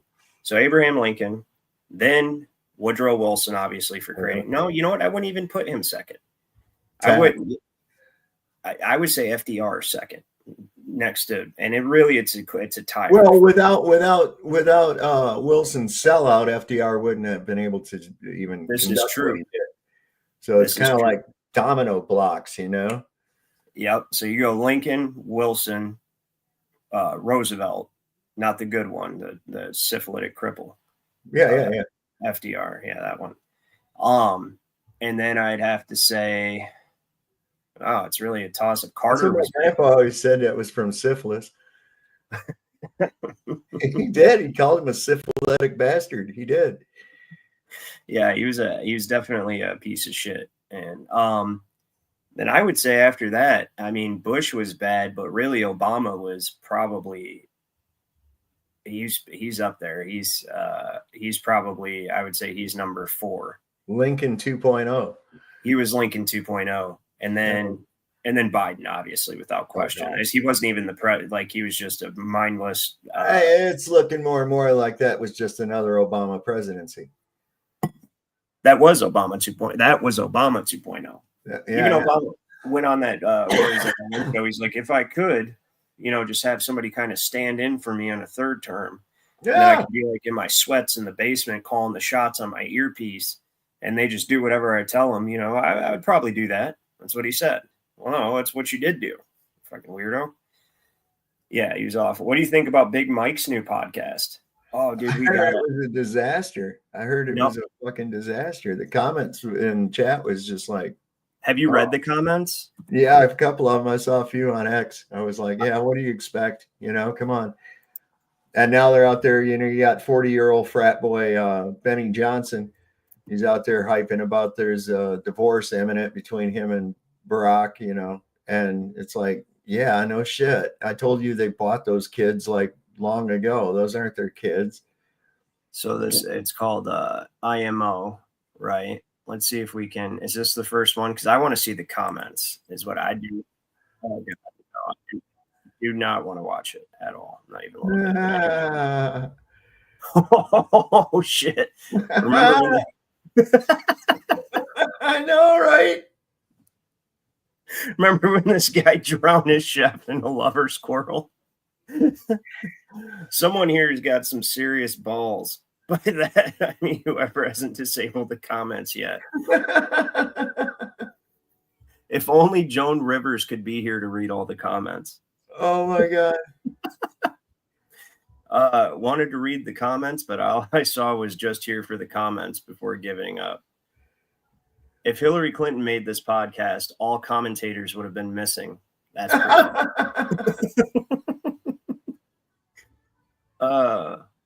let's see here. I worked my balls off to get here. That's pretty funny. He endorsed the comment section. It didn't disappoint. Yeah. Barely 16,000 views, and 90% are just people who wanted to tune into the clown on the first episode. Benny. This is the guy who came from Benny. It does take balls to leave the comments open. I'd pay $64,000 for some hot dogs. Barry Obama. That's awesome. That's hilarious. They did. You can't even have outside food sent to the White House.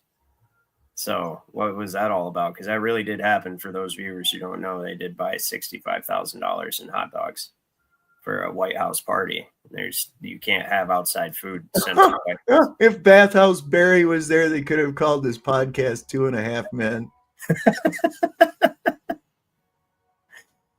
Video score 48%, comment score 95%. Right on. Joan Rivers is looking down from above on the comment section, very proud of us all. Oh my God, this is fucking fantastic. This should be called Drop the Mic with Michelle Obama. That's pretty good. Let's see here.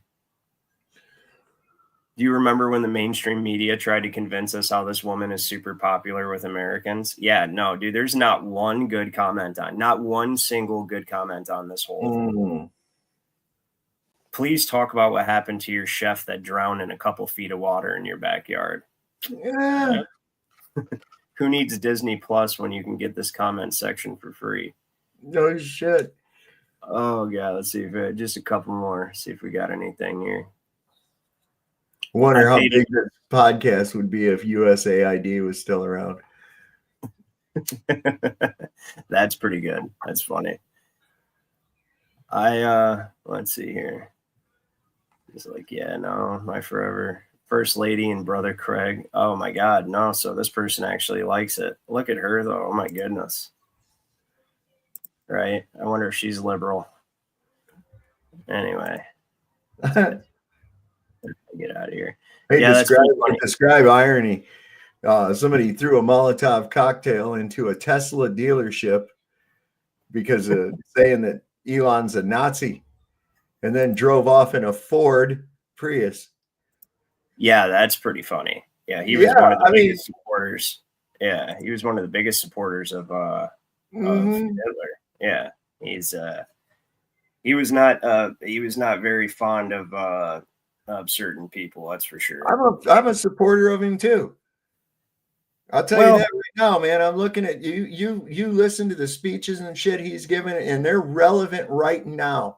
They are relevant right at this very moment. And they're not about hatred. It's about just showing what the fuck is going on and, and saying, no, we can't have this. Embrace who you are. Don't let this shit happen. This is how they subvert you. Quit. Well, like I've said, and I have the stance when it comes to that topic. I try to steer clear of it for obvious reasons, but well, I've looked into this for many, many years. And at one time, I believe the propaganda bullshit that came about from it. But as I look at it, I'm like, whoa, no, this is unwarranted demonization that's going on right here. And I know why. I know exactly why. It's the same reason that Twitter was starting to have problems the other day, last couple of days, where it's not loading, new shit's not coming up, that kind of thing, having trouble with that. It's the same reason that Facebook wants to censor you about this. It's the same reason that you can have BLM, peaceful but mostly fiery but mostly peaceful protests. That's fine. But somebody that wants to stand up about the genocide that's occurring in Gaza, oh shit, deport those motherfuckers, get rid of them, shut them up, throw them in jail. To be fair, when you're talking about groups of people, those particular people of that particular faith and religion are, look at Europe. All I'll say about that is just look at Europe. Yeah, right. So one of the two brothers of Ishmael and Isaac, right? The two brothers, one of them assimilates with us. Yeah, they're purveyors of vice, but if there was no vice, then they wouldn't have any business. They'd probably pack up and leave, including usury, right? The other ones want you dead if you do not, or want to, they just pretty much want you dead if you don't subscribe to their same belief system. I mean, dude, look at England. They literally gang, I'm saying grapes like a bushel of grapes, YouTube, right? White English women. And it's perfectly lawful in their whole, ideology to do. It's like their duty to do that shit. And they have no issues with it. I mean, they're horrible to women, absolutely horrible. So when you compare them to the descendants of Isaac, they actually, I'm pretty sure a lot of their women run the show over there. So it's just day and night. And that's why I don't get into the whole Gaza or the Palestine and Israel conflict, because first of all, it's like a war between brothers. And second of all, think about all the other Arabic nations around Palestine. They won't take those people in for a reason. There's some reason that they will not take those people in. No, we don't want them fuckers here at all. They marry their first cousins by tradition. Okay. There's something about them. So I don't know enough about it beyond what I just expressed to really, converse upon it. But I will say that, there's no real good guy in that situation, in my opinion. So, that's why I just if you look at it, and I can draw so many parallels to Trump and his rhetoric and the mustache man and his rhetoric, only the aim is still the same.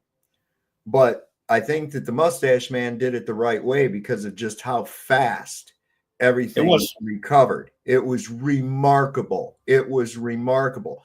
Trump can't.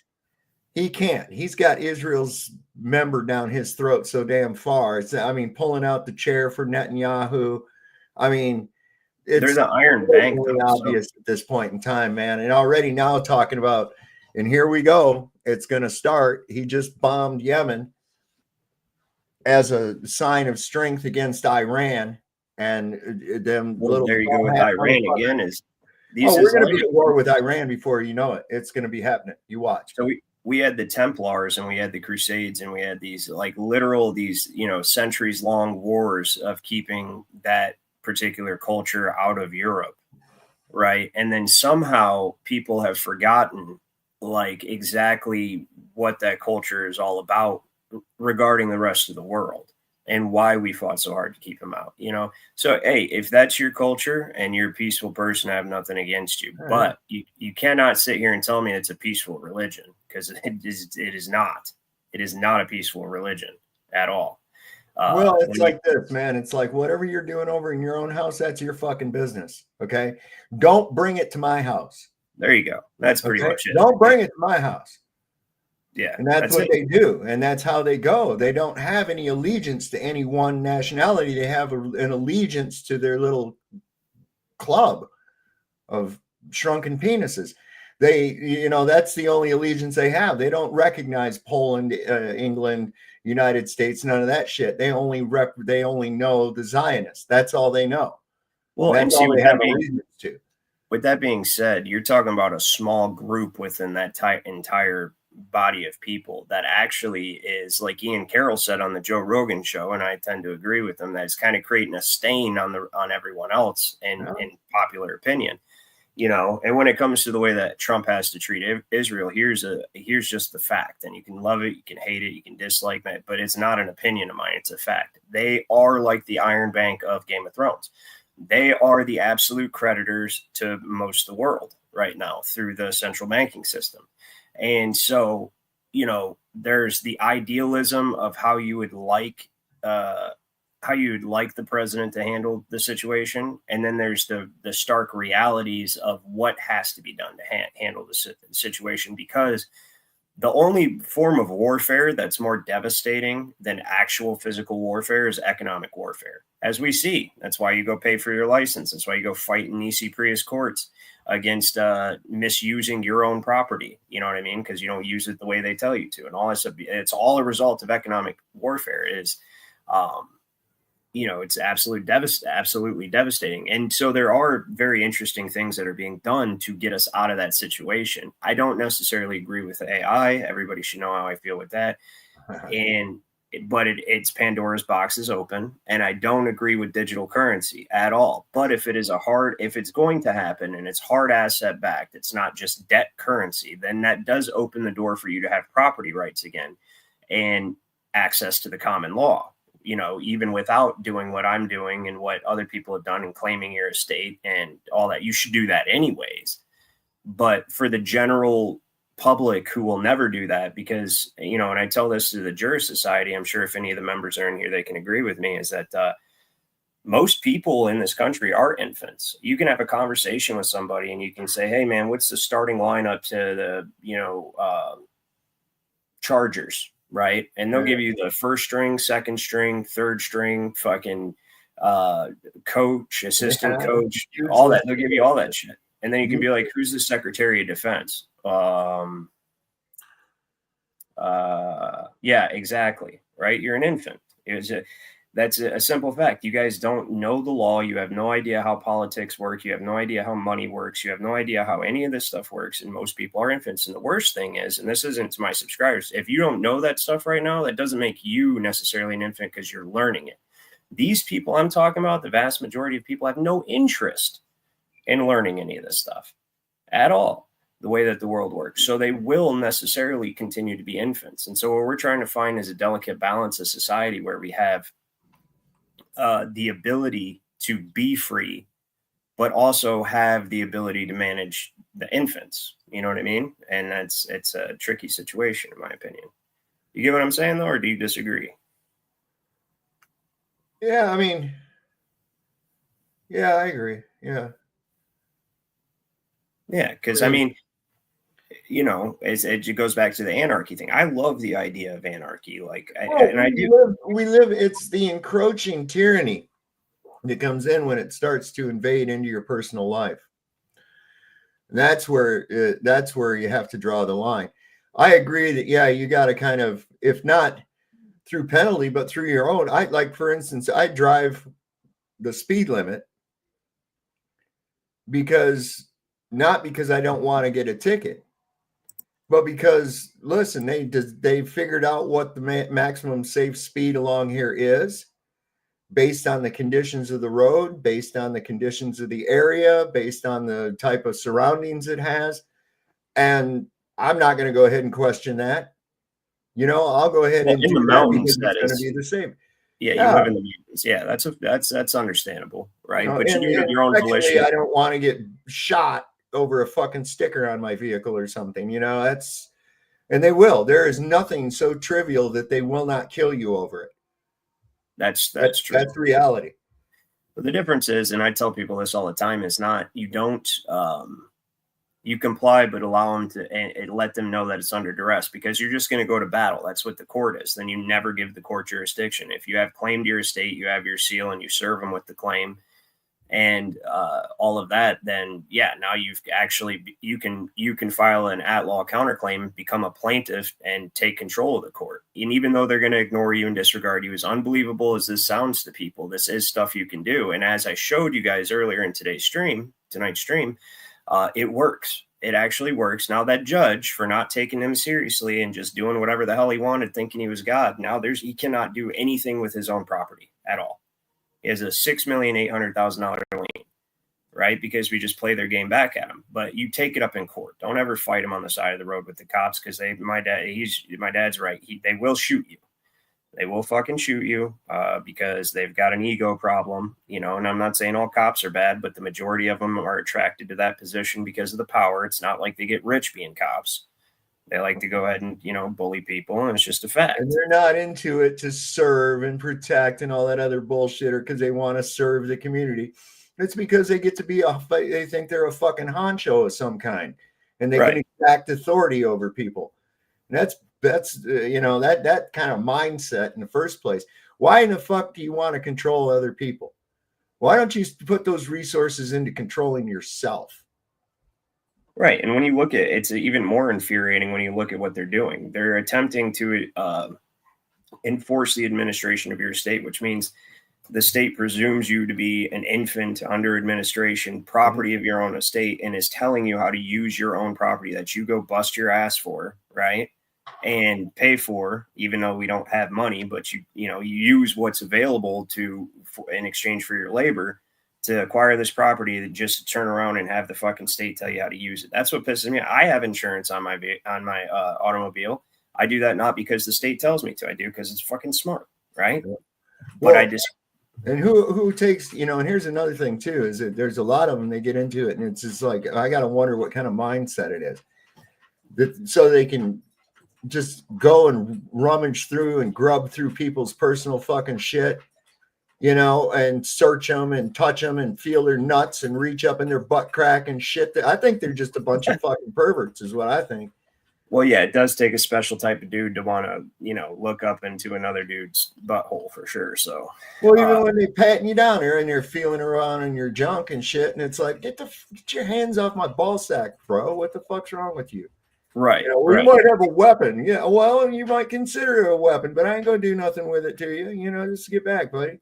So Brad and Tasha asked us, well, let me say what I wanted to say about the insurance, though, is that the fact that I think it's prudent. Okay, it's prudent to have insurance because, you know, automobiles cost a lot of money. It's your means of making a livelihood, you know, providing a livelihood for yourself and family, all that stuff. But the fact that the government thinks that they can create a statute, because it's not a law, it's a statute, and it's part of the trust indenture under the motor vehicle code. It's actually a code, and it's part of the administration. Probably they think that they can force you to purchase a service from a private corporation. That is, you know who else used to do that? The fucking mafia.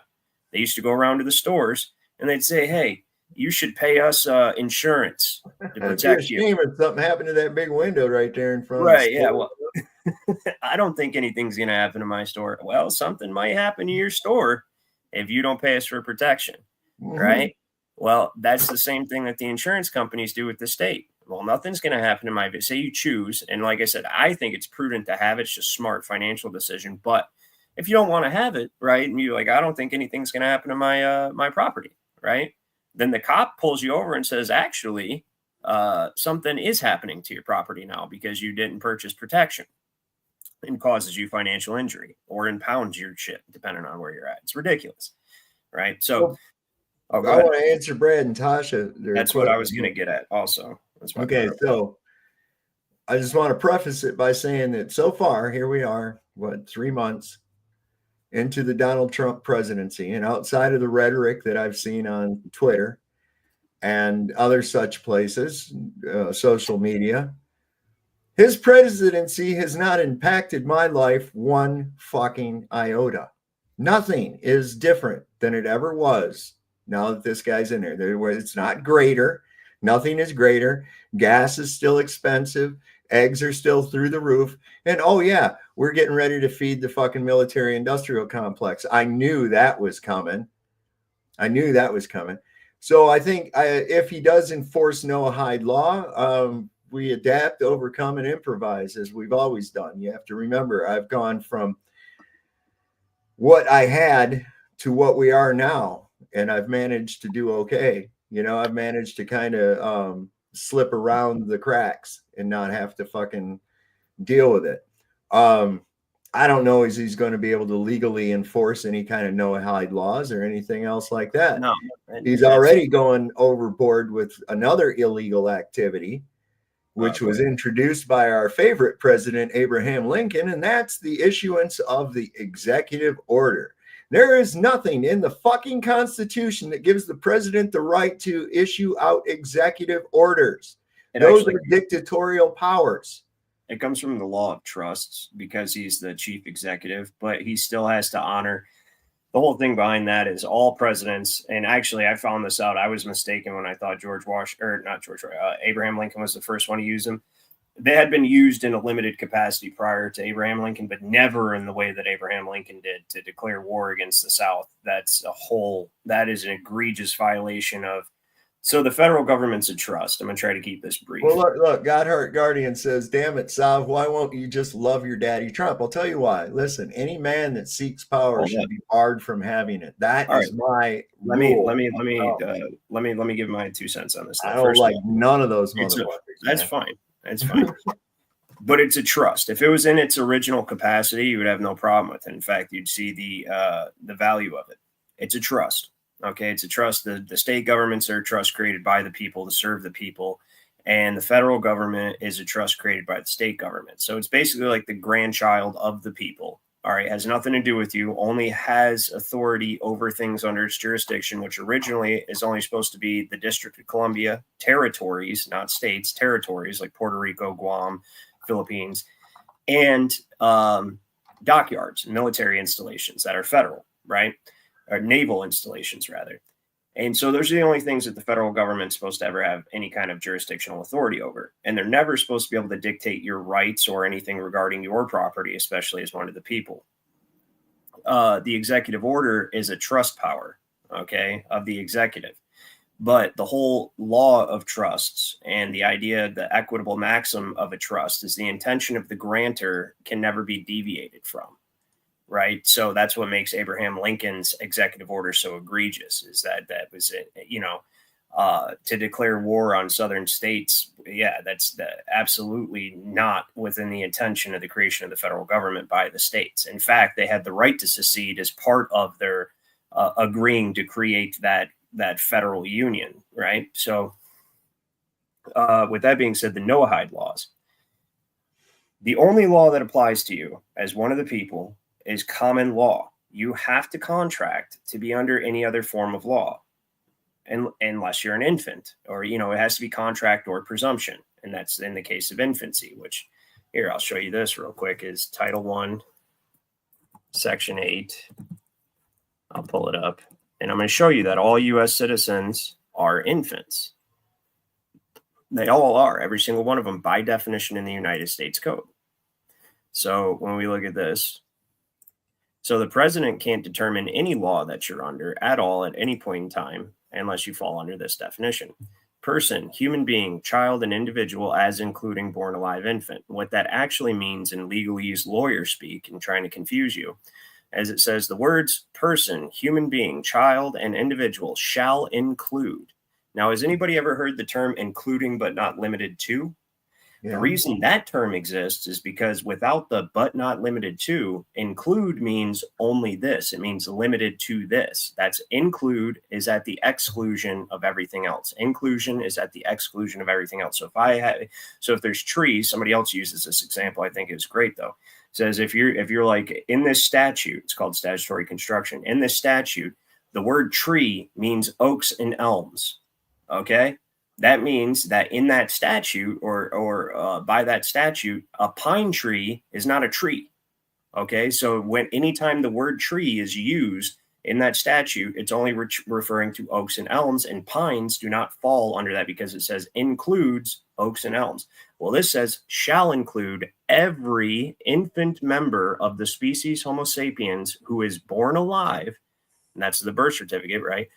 At any stage of development, meaning you could be 50 and you're an infant. And the interesting thing about this is in determining the meaning of any act of Congress or of any ruling, regulation, or interpretation of the various the administration of your estate, bureaus, and agencies of the United States. And then those words, person. So every time you see this word person, human being, child, and individual in a statute or code, they're talking about infants. And what are United States citizens? They're persons. They're infants. All United States citizens are infants under administration because an infant cannot hold title. An infant is presumed to not have a will and not be able to express a will because they're an infant, right? That's the situation. So the no-hide laws are of no concern, and I don't see them doing that anyway, but they're of no concern to anybody unless you're an infant. That's a fact. There's nothing that guy can do that can affect you directly anyways, because like what he does in passing economic executive orders and policies and stuff like that, and what Congress does with, international economy and stuff obviously affects the prices of gas, food, and everything. But honestly, so the tariff thing, I want to get on this. And I want to get your opinion before I shut it down. I'm gonna shut it down here in a couple minutes. But the economic situation, what he's doing is brilliant, in my opinion. Okay. So issuing tariffs on other countries, right? So most people don't know what a tariff is. A tariff is a tax at the border. It's not a tax on people directly. It's a tax on foreign countries to be allowed to sell their products in our market. We generally pay tariffs. Okay, so what that means is the foreign country is not going to eat the cost of the tariff. They're going to add the cost of the tariff onto the product that they're exporting into our country. So what that does, or what it should do if you're not an idiot, is it should encourage people to buy American. Now, also to cut out the competition, what that's going to do is cause the other corporations, international corporations, to move their manufacturing to within the United States, which will create more jobs for the infants, right? More tax chattel. But, they can't provide a living for themselves in any other manner. So there you go. The other thing it's doing with his arbitrary changing the tariffs, right? Like, okay, we're going to start this tariff on this day. And then the automotive manufacturers go, hey, could you do us a favor, put it out a month? He goes, okay, I'll put it out a month. It's creating extreme volatility in the stock market. The stock market, the better the stock market is, the worse treasury bonds are doing. Okay. It's a give and take. So what happens is that when the stock market becomes volatile, this causes the investors in Wall Street to jump out of the stock market and go into treasury bonds. The more people that invest in treasury bonds, the more valuable that the United States worth is, essentially, to keep it simple. What this forces the Federal Reserve to do is lower the interest rate, because everybody is now jumping into the bond market instead of stocks. Everyone's going to jump into the bond market for safety. It gives Donald Trump the leverage to renegotiate the debt.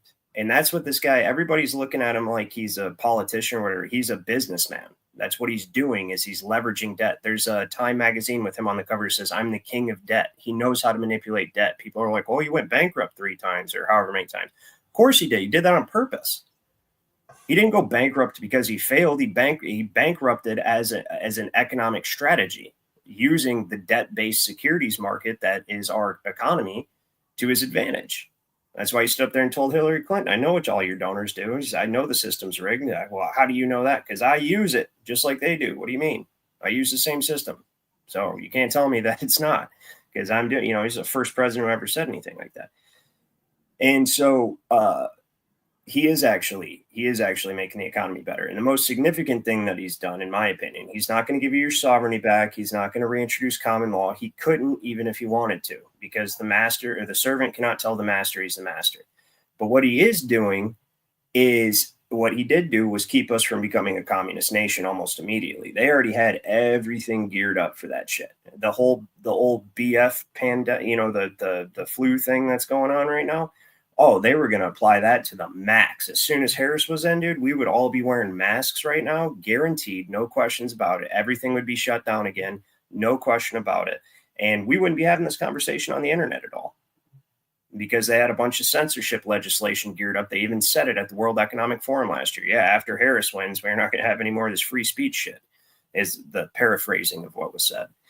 And so when you guys look into it, it's you have your idealism of how things should be, and then you have the realistic pathway to get to where we can be. So that's my answer to that. Well, I'm sure many people I saw a tweet here that came out too, and this is an interesting take on it. And I have to say that it's got a lot of merit. It says Trump and Elon are ushering in the beast system. Biden and Harris's job were to be so obviously grotesquely incompetent that everyone wished for Trump back. And I said that even during the Biden thing. I said, this is exactly what I think is going on. It says, and Trump returns as a Trojan horse. It's all a movie. It's one big club and everyone has a part to play. They rebranded the NWO as the golden age because they knew whatever Trump does, the masses will follow blindly. And I'm seeing that. I mean, if you can actually get Christians for Israel, that's just fucking blows my mind right there.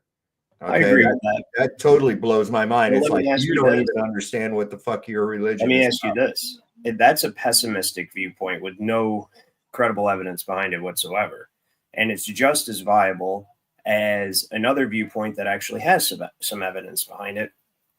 So if you presume that Biden was a Trojan horse or you know what I mean, was meant to make the American people, the Biden administration, and I agree with you, I've often considered if the Trump administration had propped up Biden within the Democratic Party secretly, right? As sort of that's assuming that those two parties are actually juxtaposed to one another. They're not. They're both wings of the same bird. It's all part of the same control. The parties themselves are not against each other. I agree with you, but they do not like what Trump's doing at all, because what you're witnessing right now is he's MAGA. Well, no, it has to be, because he's undoing every globalist policy that they had set in place.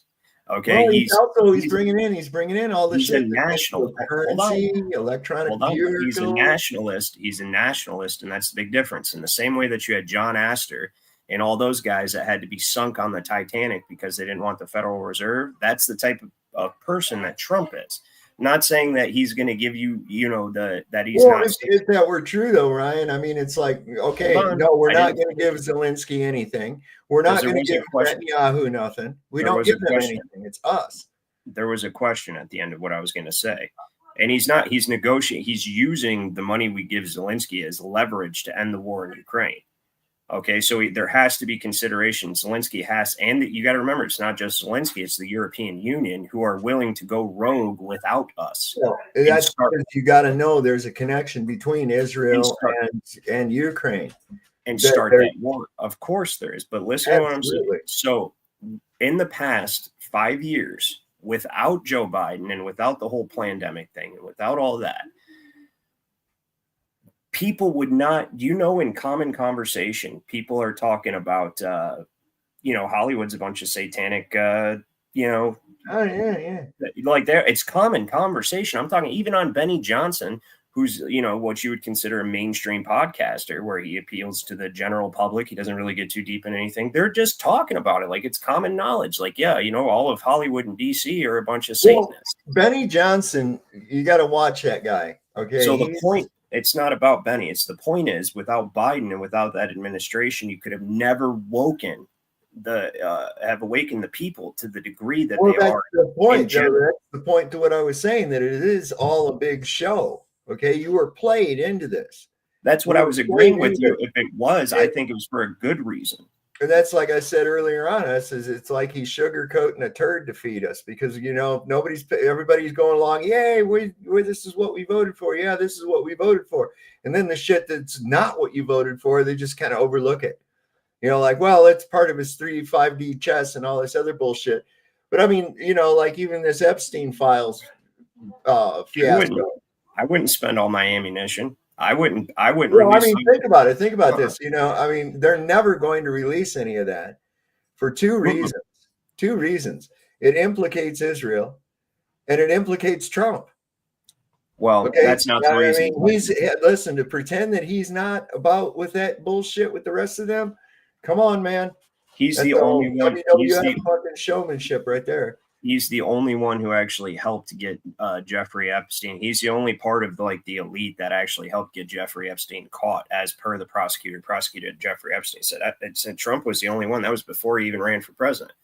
That's what they were talking about. So I don't really see that. Waking people up would be like shooting yourself in the foot. The same thing as pulling out of the World Health Organization and doing all that other shit.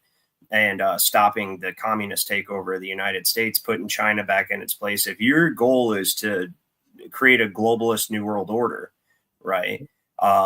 Everything that he's doing is directly antithetical, and most particularly, the waking up of everybody, right? Like that right there is imperative that people stay asleep and not know that Hollywood and DC are run by a bunch of pedos. Right? They can't have it. But that's the whole point. All this stuff's coming to light because, so I said, if I were to entertain the thought of Biden being controlled in that aspect by, say, like Trump's people, it would be for that purpose. And I could see that. But the Democratic Party and so the entirety of government, I agree with you, the Democratic and the Republican Party are primarily unified. That's why they were calling it the Uniparty under Biden's administration. But this fringe group of Astor-like wealthy people, which I'm not saying they get that they are going to alleviate all your problems. The only people who can change the law in this country are the people. All political power is vested in the people. But since most people are infants, this is the best case scenario right now. The other option was going to be horrific. And so this is the best case scenario. There's nothing, you can make it so that whatever Trump does has no bearing on you. They call that out of the frying pan and into the fire. Is what that is. How though? Because it's like you have no choice but to leave the frying pan, right? That's what I'm saying, is that this was that's what I'm saying. But what is make it so that, oh, look at me, I'm a Trojan horse, and people are going to be so grateful that that it's me instead of okay, so my question, if that's what you view, what is your solution? If that is your view, which I don't share that view, but if that's your view, what do you suggest? Oh, I'm not in the game. I'm not even in that game. I don't care. Like I said, nothing that Donald Trump has done has impacted my life at all. Nothing. All right. Well, anyway. I mean, really, nothing has changed. Can you buy eggs now, dude? Are you serious? Because he told the whole fucking there's still, the price has gone up like fucking exponentially. But here's the thing: by telling them to fuck off and being like, we're not going to subscribe to the bird flu bullshit, right? None of that, right? That was their plan. That's what they laid the infrastructure for with executive order and statutory enactments all throughout the last 5 years. That was their plan. And the very first thing he did said, nope, fuck you. We're not doing that. Mm-hmm. We're not doing none of that shit. Right. So now potentially could want to reorganize the world under us, but it's a better alternative. And you're right. The only way that things, and this is the only aspect I agree with you, is the only people who can actually change things and make it so the people are actually above the government again are the people. And in order for that to happen, you have to do almost the impossible and make it so that the majority of people learn the law. All right, because that's the only way that a common law society where the people are the sovereignty could actually work, is if everyone knows the law, or the majority of people know the law, in enough numbers to keep the government in its place. And since that's not a realistic possibility right now, what I do here on this channel is I teach people how to do it for themselves, because that's the beauty of a constitutional republic, is that once you claim your estate and you're not under administration, you remove the contracts, right? You're not a part of it like you want to be. Like you keep saying, you want to be that, right? Or that's how you view yourself.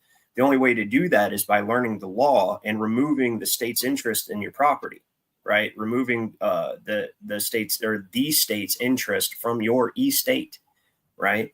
That's the only way to do it. And you need a majority of people to do that. So I look at it like this, right? It's on one hand, you would have had immediate Marxist communism with the army of they, them, Zer, fucking the crazy shit that was happening, right? Or we can have this America First economic policy, which is all he really has control over, his economy. That's all the government, everything is regulated through commerce. So if you have a businessman running the business, it's not a terrible thing. And it's not what the highest idealistic expectation of what I would want to happen. But I also realize that my idealism is impossible to be put into practice. See, there again, that's kind of juxtaposed to where, you know, if it's America first, then why in the fuck are we dealing with Ukraine and Russia? Why is that our problem? Why are we fucking with Israel? And on the wrong side of that one, I might add. Way on the wrong side is that international treaties. That's why. It's because if like Iran gets involved, these other countries get involved, the European Union gets involved via our treaty with the European Union, they're going to start drafting United States citizens. The 14th Amendment. See, there's the problem. And then there's the threat of whatever weapons of mass destruction, not necessarily nuclear, but whatever they have access to, they can annihilate entire cities. You and I can agree on that. I don't know if nukes are real or not. There's a lot of evidence to suggest that they're not, but at the same time, and the big support that we have nationally for this despotic nation of Israel is a nation that will not abide by the Nuclear Disclosure Act. They don't have, they won't say if they have it or not. And they also have this Samson option. I agree with you about Israel. I mean, here's at the end of the day, there's nothing you can do. If Trump's really for America, he would call those little fuckers out. He would tell them, no, look, all the way back to the USS Liberty. Bullshit with you. Here's the thing: when they financially control every nation, like that's the very first step that you have to do is get rid of the debt and get rid of the Federal Reserve. It's the very first, like the mustache man did. That's what he's doing right now. Well, you then get rid of it. This pussyfooting around bullshit. This pussyfooting around bullshit that they're playing. Oh, wait till next week to the next episode of Elon and Donald. You know, when they do this, that, or the other, and sugarcoat another turd to go down your throat. It's like, look, so far you've come up short. So far you've come up short big time. What has he done that's got to come up short? What are some of the executive one orders? of them I'd like to address is this release of the Epstein files. Okay. Right. Now he's got this lying bitch up there saying, yeah, I got them on my desk. They're ready to go. And then she's like, oh, well, the FBI won't give them to me. Wait a minute. Which one is it? Do you have it or don't you? And then she gives a bunch of hand-picked influencers a bunch of redacted bullshit. Here's the thing. Why would you release the only weapon that you have to strong arm weapon? That ain't the only weapon. It's the most effective. If you destroy that network of blackmail,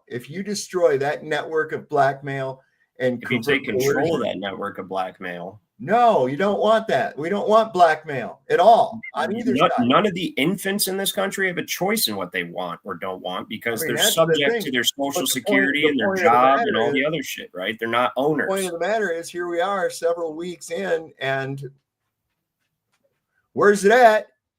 Where's all the stuff? Let's go. See, I disagree with releasing it right now, only for the simple fact that you can use it to leverage international bankers. All the people that are on that fucking list, you can use it to leverage them. Why wouldn't you? Why wouldn't you do that? It's like here he is. Let's have a fucking car show for Tesla I the think White they're wrong House- for saying that they were going to release it right now. my That's God, what's come on. wrong. I don't think that they're wrong for not releasing it because it's leverage. Why would you not want to No, let they're never going to release it. And the reason they're not going to release it is because it implicates people that people think that there's on their side. And to a degree, exactly that's why. probably true. Well, as far as the people that are on that list are too powerful to have it released, not to mention the culture shock of, you know, the normies realizing how the world really works and all that stuff. It would create a lot of problems. But most importantly, one reason not to release it immediately, right? We all know who's on it. What do you mean? Then why say you're going to release it? I agree with you on that. I agree with you there. Bullshit, man. And this is I agree with you. Don't say that you're going to release it. Showmanship type shit. It's very WWF. And he also gives me the impression that he gets ahead of himself with the shit that he says he's going to do. Right. So like he says he's going to do something until he realizes that it's not actually advisable to do that certain thing at this point in time. But the more you learn about the law, the more you understand the complexities of what's going on and how, like, if you tell people that the government we have today, right, is actually operating within the bounds of the Constitution, they don't believe you. But it is. It is operating within the bounds of the Constitution. It's just that everyone has been pulled into one amendment of the Constitution that allows for infinite contracting, right? And that's what it is. And so the only way to actually affect the change that everyone would want to see, that everybody bitches about, right, is if everyone learns the law. But who wants to learn the law other than you guys on this channel that come and you learn the law and you learn this stuff, right? That's how you do it. But then in your spare time, on your own time, aside from watching this channel and other channels that may be like this channel, you have to actually read about law. You have to learn it. You have to actually, get like Blackstone's commentary, stuff like learn how law actually works. And I give everyone the key to this is the law you're under is determined by your relationship to your estate, your property rights, right? Your right to property.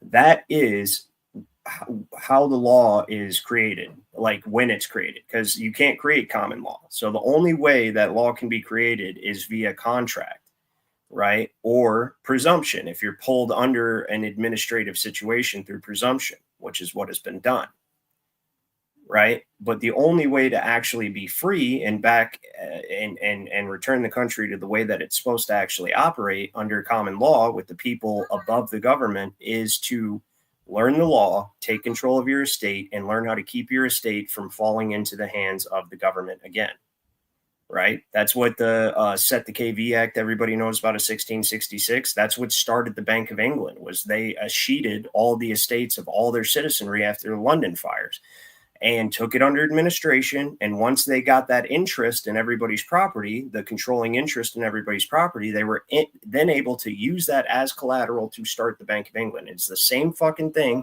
they did here. It's wash, rinse, repeat. But you have to learn it and learn how to undo it. And that's the only way it's going to change. That's my thing. So any last words there, Dad? I'm going to go ahead and shut this down. I know you're probably going to do a show shortly. So if you guys are not subscribed to Sovereign Soul Unchained Mind, definitely subscribe to Sovereign Soul Unchained Mind. That's this gentleman right here. And are you doing a show tonight? Yeah, another half hour or so, about less 25 minutes.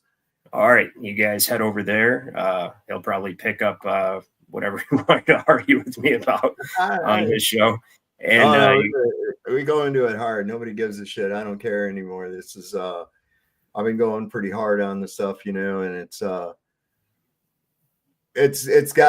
the noticing is beyond fantastic at this point in time. The amount of people that are waking up and realizing what's going on. Yeah, I go hard. You got to look at it from where it's at.